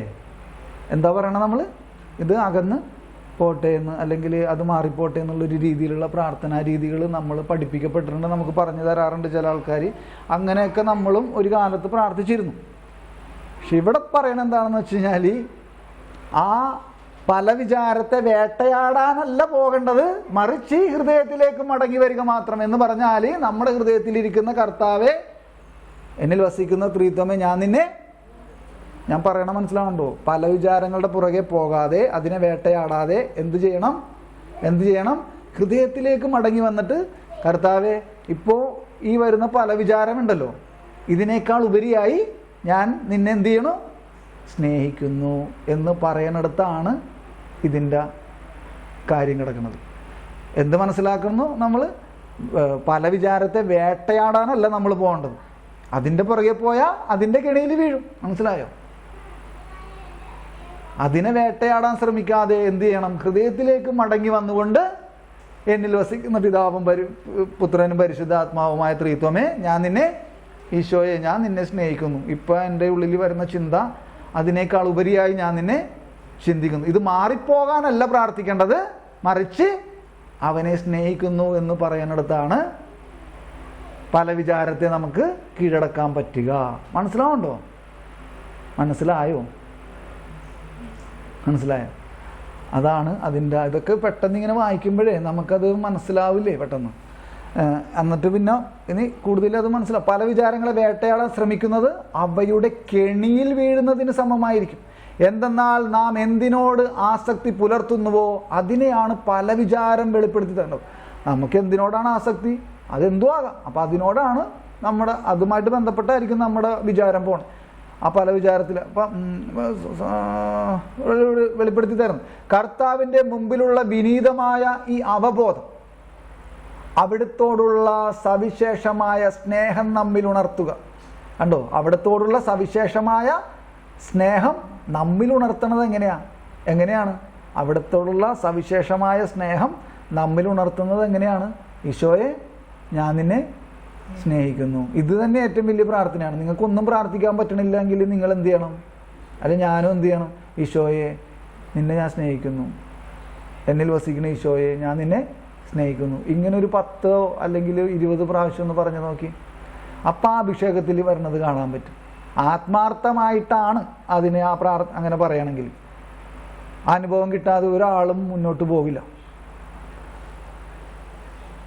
ഉണ്ടോ? കർത്താവിൻ്റെ മുമ്പിലുള്ള വിനീതമായ ഈ അവബോധം, ഈ അറിവ്, അവിടുത്തോടുള്ള സവിശേഷമായ സ്നേഹം നമ്മിൽ ഉണർത്തുകയും നമ്മുടെ ഹൃദയങ്ങളെ ശുദ്ധീകരിക്കാൻ വേണ്ടി, നമ്മുടെ ഹൃദയങ്ങളെ ശുദ്ധീകരിക്കാൻ വേണ്ടി അവയെ അവിടുത്തേക്ക് സമർപ്പിക്കുകയും, അവിടുത്തേക്ക് സമർപ്പിക്കാൻ നമ്മെ പ്രേരിപ്പിക്കുകയും ചെയ്യുന്നു.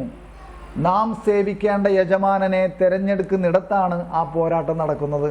ശ്രദ്ധിച്ചോ നിങ്ങൾ? നാം തിരഞ്ഞെടുക്കേണ്ട അല്ലെങ്കിൽ നാം സേവിക്കേണ്ട യജമാനനെ തിരഞ്ഞെടുക്കുന്നിടത്ത്. നാം സേവിക്കേണ്ട യജമാനൻ ആരാണ്? അല്ലേ? പക്ഷെ പലപ്പോഴും നമ്മൾ സേവിച്ചു പോണത് ആരെയാണ്? മനസ്സിലാവുണ്ടോ? അതായത് ഈശോ പറഞ്ഞു, 2 യജമാനന്മാരെ അല്ലേ, മാമോനെയും അല്ലേ നിങ്ങൾക്ക് സേവിക്കാനാവില്ല. 2 യജമാനന്മാരെ നിങ്ങൾക്ക് ഒരിക്കലും സേവിക്കാനാണ്. മാമോനെയും, പിന്നെന്താണ് ആ വചനം എന്ന് പറഞ്ഞ് ഞാനത് മറന്നുപോയി. ദൈവത്തെയും മാമോനെയും നിങ്ങൾക്ക് അല്ലേ ഒരുമിച്ച് സേവിക്കാൻ പറ്റില്ല. ആരെങ്കിലും ഒരാളെ സേവിക്കാൻ പറ്റുള്ളൂ. മനസ്സിലായി? അപ്പം ഞാൻ ആരെയാണ് സേവിക്കേണ്ടത്, ഞാൻ ആരെയാണ് എൻ്റെ ഹൃദയത്തിൽ ഇരുത്തേണ്ടത് എന്ന്, ഞാൻ എൻ്റെ ഹൃദയത്തിൽ ആരെയാണ് ഇരുത്തേണ്ടതെന്ന് തിരഞ്ഞെടുക്കുന്നിടത്താണ് അത് എന്തുള്ളത്? തിരഞ്ഞെടുക്കുന്നിടത്താണ് ആ പോരാട്ടം നടക്കുന്നത്. മനസ്സിലായോ?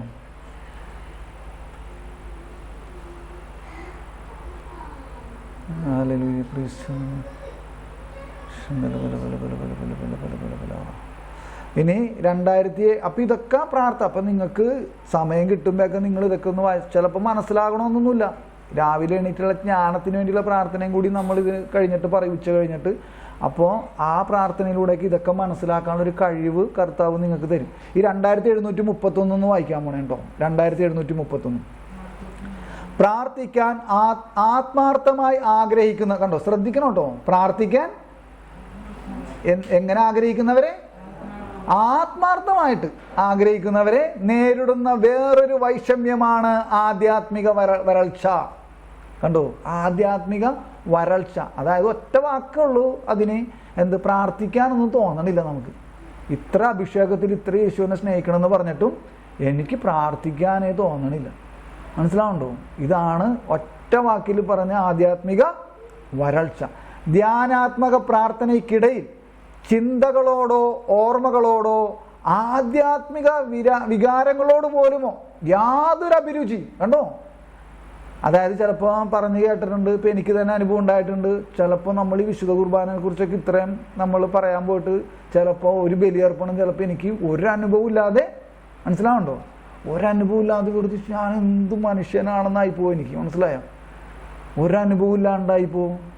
കണ്ടോ, ഒരഭിരുചിയും തോന്നുന്നില്ല ചില സമയത്ത്. കണ്ടോ, ഇത് ഞാൻ തുറന്ന് പറയണത് അങ്ങനത്തെ അവസ്ഥ വന്നാൽ ഭയപ്പെടണ്ട എന്ന് പറയാനാണ്. എന്തുകൊണ്ടാണ് ഭയപ്പെടണ്ട എന്ന് പറഞ്ഞത് അടിയിലേക്ക് വരുമ്പോൾ മനസ്സിലാവും. ഇത് വലിയൊരു ആധ്യാത്മിക അറിവിലേക്ക് നമ്മളെ കൊണ്ടുപോകുന്ന ഖണ്ഡികയാണ് കേട്ടോ. ശ്രദ്ധിക്കണേ, ഞാനൊന്നും കൂടി വായിക്കണേണ്. ശ്രദ്ധിക്കണം കേട്ടോ, വളരെയധികം ശ്രദ്ധിക്കണം, വളരെയധികം ശ്രദ്ധിക്കണം കേട്ടോ, വളരെയധികം ശ്രദ്ധിക്കണേ. കാരണം അത് നമ്മുടെ ജീവിതത്തെ മാറ്റിമറിക്കുന്ന ഒരു ഒരു ഖണ്ഡിക, ഒരു വാക്കാണത്. മനസ്സിലായോ? പ്രാർത്ഥിക്കാൻ ആത്മാർത്ഥമായി ആഗ്രഹിക്കുന്നവരെ നേരിടുന്ന വേറൊരു വൈഷമ്യമാണ് ആധ്യാത്മിക വരൾച്ച. ധ്യാനാത്മക പ്രാർത്ഥനയ്ക്കിടയിൽ ചിന്തകളോടോ ഓർമ്മകളോടോ ആധ്യാത്മിക വികാരങ്ങളോട് പോലുമോ യാതൊരു അഭിരുചിയും തോന്നാതെ ഹൃദയം ദൈവത്തിൽ നിന്ന് അകലുമ്പോഴാണ് ആ വരൾച്ച, മനസ്സിലാവുണ്ടോ, അന്ന് അനുഭവപ്പെടുക. എന്നിട്ട് പറയാണ്, ശ്രദ്ധിക്കണം കേട്ടോ, അടുത്ത വാക്ക് ശ്രദ്ധിക്കണേ. എന്തുകൊണ്ടാണ് ഈ ആധ്യാത്മിക വരൾച്ച നമുക്ക് അനുഭവപ്പെടുന്നതെന്ന് അടുത്ത സെന്റൻസിൽ പറയാണ്. ഗെത്സമൻ തോട്ടത്തിലെ തീവ്ര ദുഃഖത്തിലും കബറിടത്തിലും കഴിയുന്ന യേശുവിനോട് വിശ്വസ്തതാപൂർവം ഒട്ടി നിൽക്കുന്ന ശുദ്ധ വിശ്വാസത്തിന്റെ സന്ദർഭമാണിത്. എന്ത് മനസ്സിലായി നിങ്ങൾക്ക്? എന്ത് മനസ്സിലായി എന്ന് പറഞ്ഞിട്ടേ ഞാൻ മുന്നോട്ട് പോകുള്ളൂ. ഇപ്പൊ വായിച്ച സെന്റൻസിൽ നിന്ന് എന്ത് മനസ്സിലായി? ഈ ആധ്യാത്മിക വരൾച്ച എന്നൊക്കെ നമ്മൾ വായിച്ചിട്ട് പിന്നെ പറഞ്ഞു ഗെത്സമൻ തോട്ടത്തിലും, അല്ലേ, ഗെത്സമൻ തോട്ടത്തിലെ തീവ്ര ദുഃഖത്തിലും കബറിടത്തിലും കഴിയുന്ന യേശുവിനോട് വിശ്വസ്തതാപൂർവം ഒട്ടി നിൽക്കുന്ന ശുദ്ധ വിശ്വാസത്തിന്റെ സന്ദർഭമാണിത്. എന്ത് മനസ്സിലായി? ഒറ്റ വാക്കിലൂടെ നമുക്കിപ്പോൾ ഒരു LKG പഠിക്കണ ഒരു രീതിയിൽ നമുക്ക് എങ്ങനെ അതിനെ മനസ്സിലാക്കിയെടുക്കാൻ പറ്റും? എങ്ങനെയാണ് അതിനെ മനസ്സിലാക്കാൻ പറ്റുക? ഇതിപ്പോൾ ഇങ്ങനെ വായിക്കുമ്പോൾ വലിയൊരു വിഷയമാണ്. എങ്ങനെ അത് മനസ്സിലാവും? എന്ത് മനസ്സിലായി? അല്ലെങ്കിൽ നിങ്ങൾക്കിപ്പോൾ ഇതൊരു പഠിക്കണ രീതി ആയതുകൊണ്ട് തന്നെയാണ് ഞാൻ ഇങ്ങനെയൊക്കെ ചോദിക്കണത് കേട്ടോ. അല്ലാണ്ട് നമ്മൾ വലിയ സംഭവം ഉണ്ടാക്കാൻ വേണ്ടി ചോദിക്കണമെന്നല്ല. എന്തെങ്കിലും മനസ്സിലായോ നിങ്ങൾക്ക്? എന്ത് മനസ്സിലായി? ഇപ്പം ഞാൻ പറയട്ടെ എന്നാ, നിങ്ങൾ കേട്ടോ. അതായത് ഗെത്സമൻ തോട്ടത്തിൽ തീവ്ര ദുഃഖത്തിൽ അവൻ ആ രോമത്തിൽ നിന്ന് ചോര വരെ, വിയർപ്പും ചോര ഒഴുകിയില്ലേ, ആ തീവ്ര ദുഃഖത്തിലും കബറിടത്തിലായിരുന്ന അവസ്ഥയിലും നമ്മൾക്ക് വരുന്ന ഈ ആധ്യാത്മിക വരൾച്ചയുണ്ടല്ലോ, സഭ കർത്താവ് തന്നെ അതിനെ എങ്ങോട്ടാണ് സാദൃശ്യപ്പെടുത്തണമെന്ന്? എങ്ങോട്ടാ സാദൃശ്യപ്പെടുത്തിയത്? കബറിടത്തിലായിരുന്ന അവൻ അവസ്ഥ എന്താണ്? ആ ശൂന്യമാണ് അവിടെ. മനസ്സിലാവുണ്ടോ? മരിച്ചു കിടക്കുന്ന അവസ്ഥ, കബറിടത്തിലായിരിക്കുന്ന അവസ്ഥയിൽ അവിടെ എന്താ ജീവനല്ലേ? ഉണ്ടോ ജീവൻ? മനസ്സിലായോ? ഇത് തന്നെയാണ് നമ്മുടെ പ്രാർത്ഥനാ ജീവിതത്തിൽ ഒരാധ്യാത്മിക വരൾച്ച വരും. കുർബാനയിൽ കരഞ്ഞിരുന്ന ആൾക്ക് നാളെ കരയാൻ പോയിട്ട് അത് മര്യാദക്കൊന്നും അനുഭവിക്കാൻ പറ്റണില്ല എന്ന് പറയുമ്പോൾ അതിലും വലിയ കരച്ചിൽ വരില്ലേ നമുക്ക്? അനുഭവമാണ് ഞാൻ പറയണേ. മനസ്സിലായോ? ഞാൻ കുർബാനനെ കുറിച്ച് പറഞ്ഞു കേട്ടിട്ട് കരഞ്ഞ ആൾക്കാരെ ഞാൻ കണ്ടിട്ടുണ്ട്. ഞാൻ കുർബാനനെ കുറിച്ച് പറഞ്ഞിട്ട് കരയണ ആൾക്കാരെ ഞാൻ കണ്ടിട്ടുണ്ട്. മനസ്സിലായോ? പക്ഷേ എനിക്ക് ചിലപ്പോൾ എന്തില്ല, ആ അനുഭവത്തിലേക്ക് കടക്കാൻ പറ്റണില്ല. മനസ്സിലാവുണ്ടോ? അപ്പം എന്തുകൊണ്ടാണ് ആ ആധ്യാത്മിക വരൾച്ച അനുഭവപ്പെടണേന്നാണ് പറഞ്ഞത്. അല്ലെങ്കിൽ എവിടെയാണ് അതിനെ സാമ്യപ്പെടുത്തണം നോക്കിയേ. ഗെത്സമൻ തോട്ടത്തിലെ തീവ്ര ദുഃഖത്തിലും ഒരു കാര്യം കേട്ടോ. രണ്ടാമത്തെ കാര്യം എന്താണ്? കബറിടത്തിലും കഴിയുന്ന യേശുവിനോട്. കണ്ടോ, കബറിടത്തിലും കഴിയുന്ന യേശുവിനോട്. രണ്ടാമത്തെ കാര്യം വിശ്വസ്തതാപൂർവം ഒട്ടി നിൽക്കുന്ന. കണ്ടോ, വിശ്വസ്തതാപൂർവം ഒട്ടി നിൽക്കുന്ന 3. നാലാമത്തെ കാര്യം എന്താണ്? ശുദ്ധവിശ്വാസത്തിൻ്റെ, കണ്ട, ശുദ്ധവിശ്വാസത്തിൻ്റെ അഞ്ചാമത്തെ കാര്യമല്ലേ.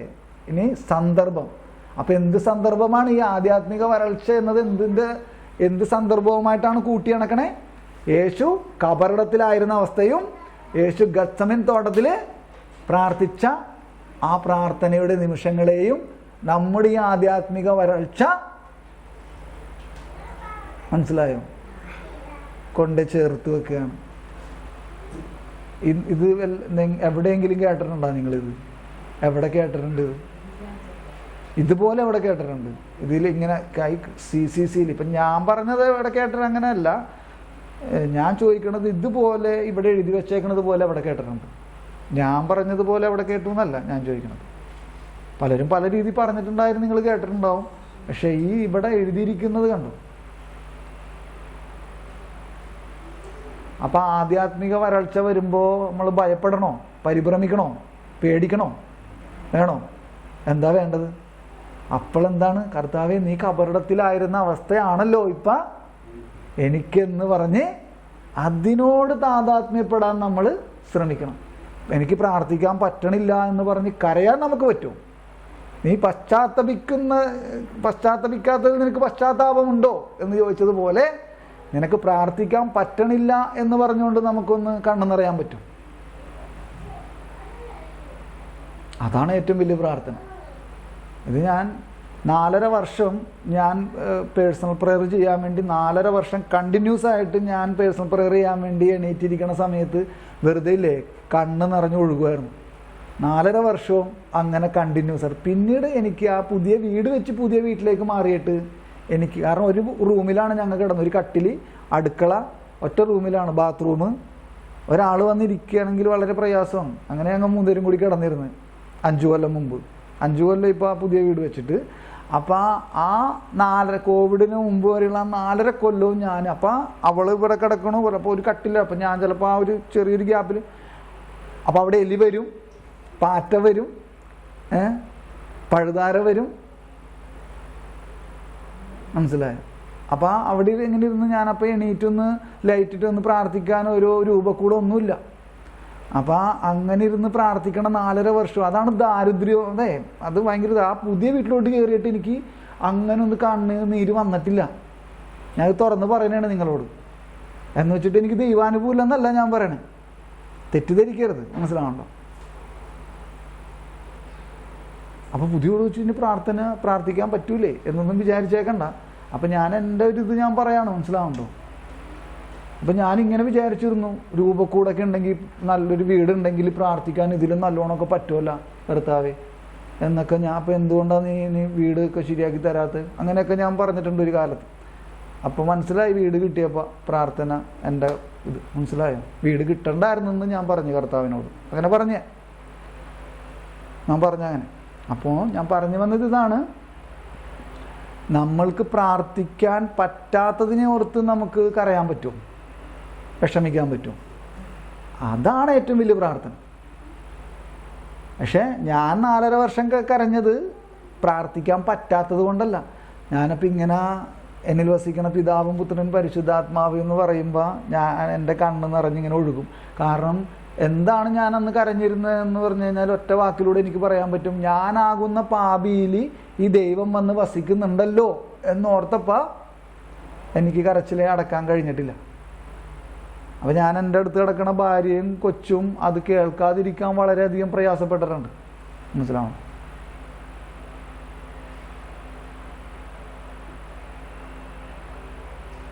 അപ്പം ഞാൻ ദൈവത്തിൻ്റെ മകനുമാണ്, ഞാൻ പാപി. അപ്പം ആ എന്നിൽ ഇവർ വന്ന് വസിക്കണമെന്ന് പറഞ്ഞപ്പോഴേ അതാണ് എന്നെ എപ്പോഴും നയിച്ചുകൊണ്ടിരുന്നത്.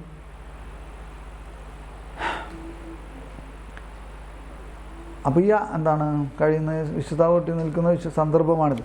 എന്നിട്ട് പറയാണ്, ഗോതമ്പ് മണി നിലത്ത് വീണ് അഴിയുന്നില്ലെങ്കിൽ അത് അതേപടി ഇരിക്കും, അഴിയുന്നെങ്കിലോ അത് ഏറെ ഫലം പുറപ്പെടുവിക്കും. ഇത് എന്തിൻ്റെ അടിസ്ഥാനത്തിലാണ് വചനത്തിൽ പറഞ്ഞ വിശുദ്ധ ഈശോ പറഞ്ഞതെന്നറിയോ ഈ വചനം? അതായത് അവൻ്റെ പീഡാനുഭവം, കുരിശുമരണം, കബറിടത്തിലായിരിക്കുന്ന അവസ്ഥ, ഉദ്ധാനത്തെക്കുറിച്ചാണ്. കാരണം യേശു ആ മനുഷ്യാവതാരത്തിൽ തന്നെ നിന്നിട്ട് കാര്യമില്ല, മനസ്സിലാവുന്നുണ്ടോ?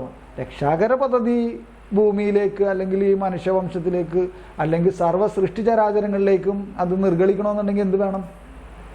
ഈശോ എന്ത് വേണം? യേശുവിൻ്റെ മനുഷ്യാവതാരത്തെ അഴിയണം. അത് മനസ്സിലാവുണ്ടോ? ഗോതമ്പ് മണി നിലത്ത് വീണ് അഴിയണം എന്നതുപോലെ നമ്മളാകുന്ന ഗോതമ്പ് മണിയും നിലത്ത് വീണ്. അതാണ് ചിലയിടത്ത് നമ്മൾ നാണം കെടേണ്ടി വരും, ചിലയിടത്ത് നമ്മൾ പരാജയപ്പെടും. അപ്പം മദർ തെരേസ പറയാണ്, ഞാൻ വിജയിക്കാനല്ല കർത്താവ് എന്നെ വിളിച്ചേക്കണേന്ന്. അപ്പോൾ അതൊക്കെ കേൾക്കുമ്പോൾ നമ്മളെപ്പോഴും ഫ്രാൻസിസ് മാർപ്പാപ്പ എഴുതിയേക്കാണ് പള്ളി പ്രസംഗത്തിൽ, എപ്പോഴും വിജയിച്ച് നിൽക്കണമെന്ന ക്രിസ്ത്യാനിയുടെ ഒരു മനസ്സെന്ന്. എപ്പോഴും ശരിയാണോ അല്ലയോ? നമുക്കെപ്പോഴും എന്താണ്? വിജയിച്ച് നിൽക്കണം. തോറ്റെന്ന് പറയണ പരിപാടി നമുക്ക് ഇഷ്ടമല്ല, പരാജയം ഇഷ്ടമല്ല. മനസ്സിലാവുണ്ടോ? എവിടെയായാലും നമ്മുടെ കുട്ടികളെ ഞങ്ങൾ അങ്ങനെ പഠിപ്പിക്കണത്. അപ്പുറത്തെ കൊച്ചു പഠിച്ചണ്ട അതേപോലെ മാർക്ക് മേടിക്കണം. മനസ്സിലായി? അപ്പം എപ്പോഴും വിജയിച്ച് നിൽക്കണമെന്ന നമ്മുടെ ഹൃദയ അവസ്ഥ, ചിന്താധാര. മദർ തെരേസ പറയണം, ഞാൻ വിജയിക്കാനല്ല കർത്താവ് എന്നെ വിളിച്ചത്, ഞാൻ വിശ്വസ്തയായിരിക്കാനാണ് കർത്താവ് എന്നെ വിളിച്ചത്. കണ്ടോ? വിശ്വസ്തയാകുമ്പോൾ തന്നെ വിജയിച്ചോളും. കണ്ടോ? വിശ്വസ്തയാണെങ്കിൽ തന്നെ വിജയിച്ചോളും കർത്താവിൻ്റെ മുമ്പിൽ വിശ്വസ്തയാണെങ്കിൽ. അപ്പം ഇതൊക്കെയാണ് നമുക്ക് മനസ്സിലാകാത്തത്. നമ്മൾ വിജയിക്കാൻ വേണ്ടി നടക്കുകയാണ്. വചനം പാറപ്പുറത്ത് വീണത് മൂലമുണ്ടായ വേരില്ലായ്മയാണ് വരൾച്ചയുടെ. അതായത് അല്ലേ, മനസ്സിലായോ? വചനം പാറപ്പുറത്ത് വീണത് മൂലമുണ്ടായ വേരില്ലായ്മയാണ് വരൾച്ചയുടെ, ഈ ആധ്യാത്മിക വരൾച്ചയുടെ കാരണമെങ്കിൽ പോരാട്ടം വിജയിക്കാൻ മാനസാന്തരം ആവശ്യമാണ്. മനസ്സിലായല്ലോ? അതായത് മാനസാന്തരത്തിലൂടെ, മനസ്സിലായോ? ആ വചനം പാറപ്പുറത്ത് വീണത് മൂലമുണ്ടായ നമ്മുടെ ഉള്ളിലേക്ക്, മനസ്സിലായോ? വചനം വീണ് അതിന് യഥാർത്ഥ ഫലം പുറപ്പെടുവിക്കാതെ ഉള്ളതാണെങ്കിൽ അതിനെന്താ പുറപ്പെടണമെങ്കിൽ മാനസാന്തരം ആവശ്യമാണ്.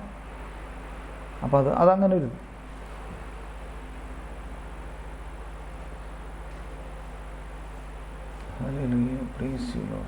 ഈ 2732 കൂടി വായിച്ചിട്ട് നമ്മൾ ഈ ഭാഗം നിർത്തണം കേട്ടോ. പ്രാർത്ഥനയിലെ പ്രലോഭനങ്ങൾക്ക് മുമ്പിൽ. അപ്പോൾ ഞാൻ ഇതിൻ്റെ ഇടയിൽ ഒരു കണ്ണിക്ക് ഇവിടെ വിട്ടു. അപ്പോൾ ഇതൊക്കെ നിങ്ങൾ പിന്നീട് അതൊക്കെ നിങ്ങൾ പതുക്കെ കുറച്ച് സമയമൊക്കെ ഇതിനു വേണ്ടി, അല്ലെങ്കിൽ സമയം കിട്ടുമ്പോൾ എടുത്ത് നോക്കാമെന്നല്ല, അതാണ് ഏറ്റവും മറ്റൊരു മോശമായ അവസ്ഥ. സമയം കിട്ടുമ്പോൾ നോക്കാം, അങ്ങനെയല്ല, സമയം ഉണ്ടാക്കി നോക്കണം. അതിനാണ് ഈ നമുക്കിതൊക്കെ അറിയണോ അനുഭവിക്കണോ എന്നുള്ള ആഗ്രഹത്തിൻ്റെ അതാണ് വിശ്വസ്തത എന്ന് പറഞ്ഞതിൻ്റെ മറ്റൊരു ഭാഗം. പ്രാർത്ഥനയിലെ പ്രലോഭനങ്ങൾക്ക് മുൻപിൽ സർവ്വസാധാരണവും ഏറ്റവും അദൃശ്യവുമായ പ്രലോഭനം. കണ്ടോ? സർവ്വസാധാരണവും ഏറ്റവും അദൃശ്യവുമായ പ്രലോഭനം എന്താണ്? ഏറ്റവും അദൃശ്യമെന്ന് മനസ്സിലായി? കാണാണ്ടാകുന്ന അല്ലേ? കാണില്ല. അത് നമ്മുടെ വിശ്വാസരാഹിത്യമാണ്. വിശ്വാസരാഹിത്യത്തിൻ്റെ പ്രഖ്യാപനം വഴി എന്നതിലുപരി യഥാർത്ഥത്തിൽ നാം നൽകുന്ന മുൻഗണനകളിലൂടെയാണത് പ്രകടമാവുക. നാം പ്രാർത്ഥിക്കാൻ ആരംഭിക്കുമ്പോൾ അടിയന്തിരമെന്ന് തോന്നുന്ന 1000 ജോലികളും ഉത്കണ്ഠകളും. കണ്ടോ? നാം പ്രാർത്ഥിക്കാൻ ആരംഭിക്കുമ്പോൾ അടിയന്തിരമെന്ന് തോന്നുന്ന 1000 ജോലികളും ഉത്കണ്ഠകളും നമ്മുടെ പ്രഥമ ശ്രദ്ധ ലഭിക്കാൻ മത്സരിക്കുന്നു. ശരിയാണോ ഇല്ലയോ? പിന്നെ അതിനെക്കുറിച്ചൊന്നും ഞാൻ ഒരുപാട് അതൊന്നും പറയേണ്ടതില്ല. നമുക്ക് തന്നെ അറിയാം. നമ്മുടെ പ്രാർത്ഥനാ ജീവിതത്തിൽ നമ്മൾ തന്നെ തിരിഞ്ഞു നോക്കിയാൽ മതി. അതൊന്നും കൂടി വായിക്കട്ടെ. നാം പ്രാർത്ഥിക്കാൻ, പക്ഷേ ഭയങ്കര ഒരു വേടാണത്. നാം പ്രാർത്ഥിക്കാൻ ആരംഭിക്കുമ്പോൾ അടിയന്തിരം എന്ന് തോന്നുന്ന, കണ്ടോ? അടിയന്തിരം എന്ന് തോന്നുന്ന 1000 ജോലികൾ. ഇതിലാണ് ആ കോഴിക്കോട് പ്രത്യക്ഷപ്പെട്ടത്. കോഴിക്കോട് അടച്ചിട്ടുണ്ടായില്ല എന്നുള്ളത്. കണ്ടോ? അടിയന്തിരം അവരെ സംബന്ധിച്ചത് അടിയന്തിരമാണ്. കാരണം അവർക്കത് മുട്ട കിട്ടുന്നതാണ്, ഭയങ്കര സംഭവമാണ്. പക്ഷെ അവർക്കത് മനസ്സിലായി എന്നുള്ളതാണ്. എന്നിട്ട് അത് തെറ്റാണെന്ന് അവർ മനസ്സിലാക്കി. കണ്ടോ? ഇതാണ് ആ ഒരു കറക്റ്റ് സംഭവം.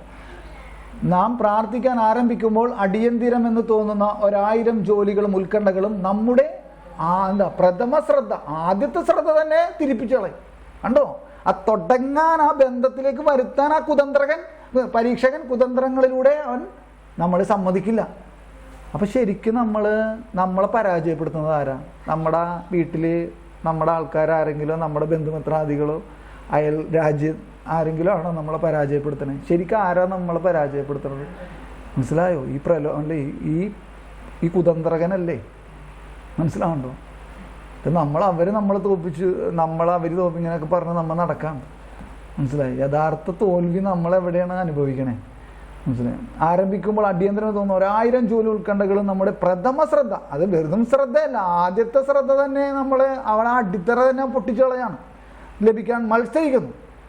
അത് വീണ്ടും ഹൃദയത്തെ സംബന്ധിച്ചിടത്തോളം സത്യത്തിൻ്റെയും ഉപരി സ്നേഹത്തിൻ്റെയും നിമിഷമാണ്. കണ്ടോ, അത് വീണ്ടും ഹൃദയത്തെ സംബന്ധിച്ചിടത്തോളം സത്യത്തിൻ്റെ, അതായത് നമ്മൾ ആ നമ്മൾ നേരത്തെ പറഞ്ഞ നമ്മൾ ആ വേട്ടയാടൽ അവസ്ഥയിലേക്ക് പോകാതെ എന്ത് ചെയ്യണം? ഈ അടിയന്തരമെന്ന് പറഞ്ഞ ഉത്കണ്ഠകളുടെ പുറകെ, ജോലികളുടെ പുറകെ പോകാതെ നമ്മൾ ഹൃദയത്തിലേക്ക് തിരിച്ചു വരണം. എങ്ങനെ വരണേ? അപ്പം അവിടെ വേറെ ഒന്നും പ്രാർത്ഥിക്കാൻ നമുക്ക് പറ്റില്ല. അപ്പം എന്ത് പറയും? കർത്താവേ, ഞാൻ നിന്നെ സ്നേഹിക്കുന്നു. മനസ്സിലായോ? അങ്ങനെ ഒരു 10-20 പ്രാവശ്യം ഒന്ന് പറഞ്ഞു നോക്കി, ആത്മാർത്ഥമായിട്ട്. മനസ്സിലായോ? അത് വീണ്ടും സംബന്ധിച്ചോളം ഹൃദയത്തിൻ്റെ ഉപരി സ്നേഹത്തിൻ്റെ നിമിഷമാണ്. ചിലപ്പോൾ അന്തിമ അഭയം എന്നോണം നാം കർത്താവിലേക്ക് തിരിയുന്നു. പക്ഷേ അവിടെ എന്താ സംഭവിക്കണേ? പക്ഷെ അത് അവിടെ നിന്നാണെന്ന് നാം സത്യമായി വിശ്വസിക്കുന്നുണ്ടോ? ചിലപ്പോൾ നാം കർത്താവിനെ ഒരു കരാറ് പങ്കാളിയായി പരിഗണിക്കുന്നു. പക്ഷെ നമ്മുടെ ഹൃദയം ഗർവിഷ്ഠമായി തുടരുന്നു. എല്ലാ സന്ദർഭത്തിലും വിനീതമായ ഒരു ഹൃദയത്തിൻ്റെ മനോഭാവം, കണ്ടോ, എല്ലാ സന്ദർഭത്തിലും വിനീതമായ ഒരു ഹൃദയത്തിൻ്റെ മനോഭാവം നമുക്കില്ലെന്ന് നമ്മുടെ വിശ്വാസരാഹിത്യം വെളിപ്പെടുത്തുന്നു. എന്നെ കൂടാതെ നിങ്ങൾക്ക് ഒന്നും ചെയ്യാൻ സാധ്യമല്ല, അല്ലെങ്കിൽ ചെയ്യാനാവില്ല. അത് മുന്തിരിച്ചെടിയും ശാഖകളും ഉള്ള ആ ഭാഗത്ത് ഈശോ പറഞ്ഞതാണ്, അല്ലേ? ഞാനിപ്പോൾ ഇത്രയും പറഞ്ഞ് നമ്മളിവിടെ ഇതിൻ്റെ ഈ ഒരു ഭാഗം നിർത്തണേണ്, ഈ 2 ഭാഗങ്ങൾ. അപ്പോൾ നിങ്ങൾക്ക് മനസ്സിലായി കാണുമെന്ന് വിചാരിക്കണു. വ്യക്തിപരമായ പ്രാർത്ഥനയെ കുറിച്ചുള്ള എങ്ങനെ പ്രാർത്ഥിക്കണം, ആരോട് പ്രാർത്ഥിക്കണം, എന്ത് പ്രാർത്ഥിക്കണം, എപ്പോൾ പ്രാർത്ഥിക്കണം എന്ന് മനസ്സിലാക്കിയതിന് ശേഷം ആ ബന്ധത്തിലേക്ക് നമ്മൾ കടന്നു വരാൻ ശ്രമിക്കുമ്പോൾ നമുക്കുണ്ടായേക്കാവുന്ന വൈഷമ്യങ്ങളും പ്രതിബന്ധങ്ങളും ആണ് മറ്റൊരു ഭാഗത്ത് നമ്മൾ മനസ്സിലാക്കിയത്. അത് വലിയ കാര്യമായിട്ടൊന്നും ഞാൻ നിങ്ങൾക്ക് പറഞ്ഞു തരാനായിട്ടുള്ള കഴിവ് എനിക്കില്ല. ഇതിങ്ങനെയൊന്നുമല്ല, ഇത് ഇത്തിരി ബുദ്ധിയും ജ്ഞാനമുള്ളവർക്ക് കൂടുതൽ പറഞ്ഞു തരാൻ പറ്റും. എനിക്ക് അത്രയും ബുദ്ധിയും ജ്ഞാനമൊന്നുമില്ല. എനിക്ക് ഇത് കൂടുതൽ പറഞ്ഞു തരാനൊക്കെ ഉണ്ട്, പക്ഷേ എനിക്കിങ്ങനെ പറഞ്ഞു തരാൻ അറിയുള്ളൂ. അപ്പോൾ ബാക്കി എന്തെങ്കിലും കുറവുണ്ടെങ്കിൽ നിങ്ങൾ ക്ഷമിക്കുക. നമുക്കൊന്ന് സ്തുതിക്കാം. എന്നിട്ട് ഇതൊന്ന് നമുക്ക് hallelujah, praise you Lord, thank you Lord, praise you Jesus, hallelujah, hallelujah, hallelujah, hallelujah, hallelujah, praise you Lord, thank you Lord, praise you Jesus, hallelujah.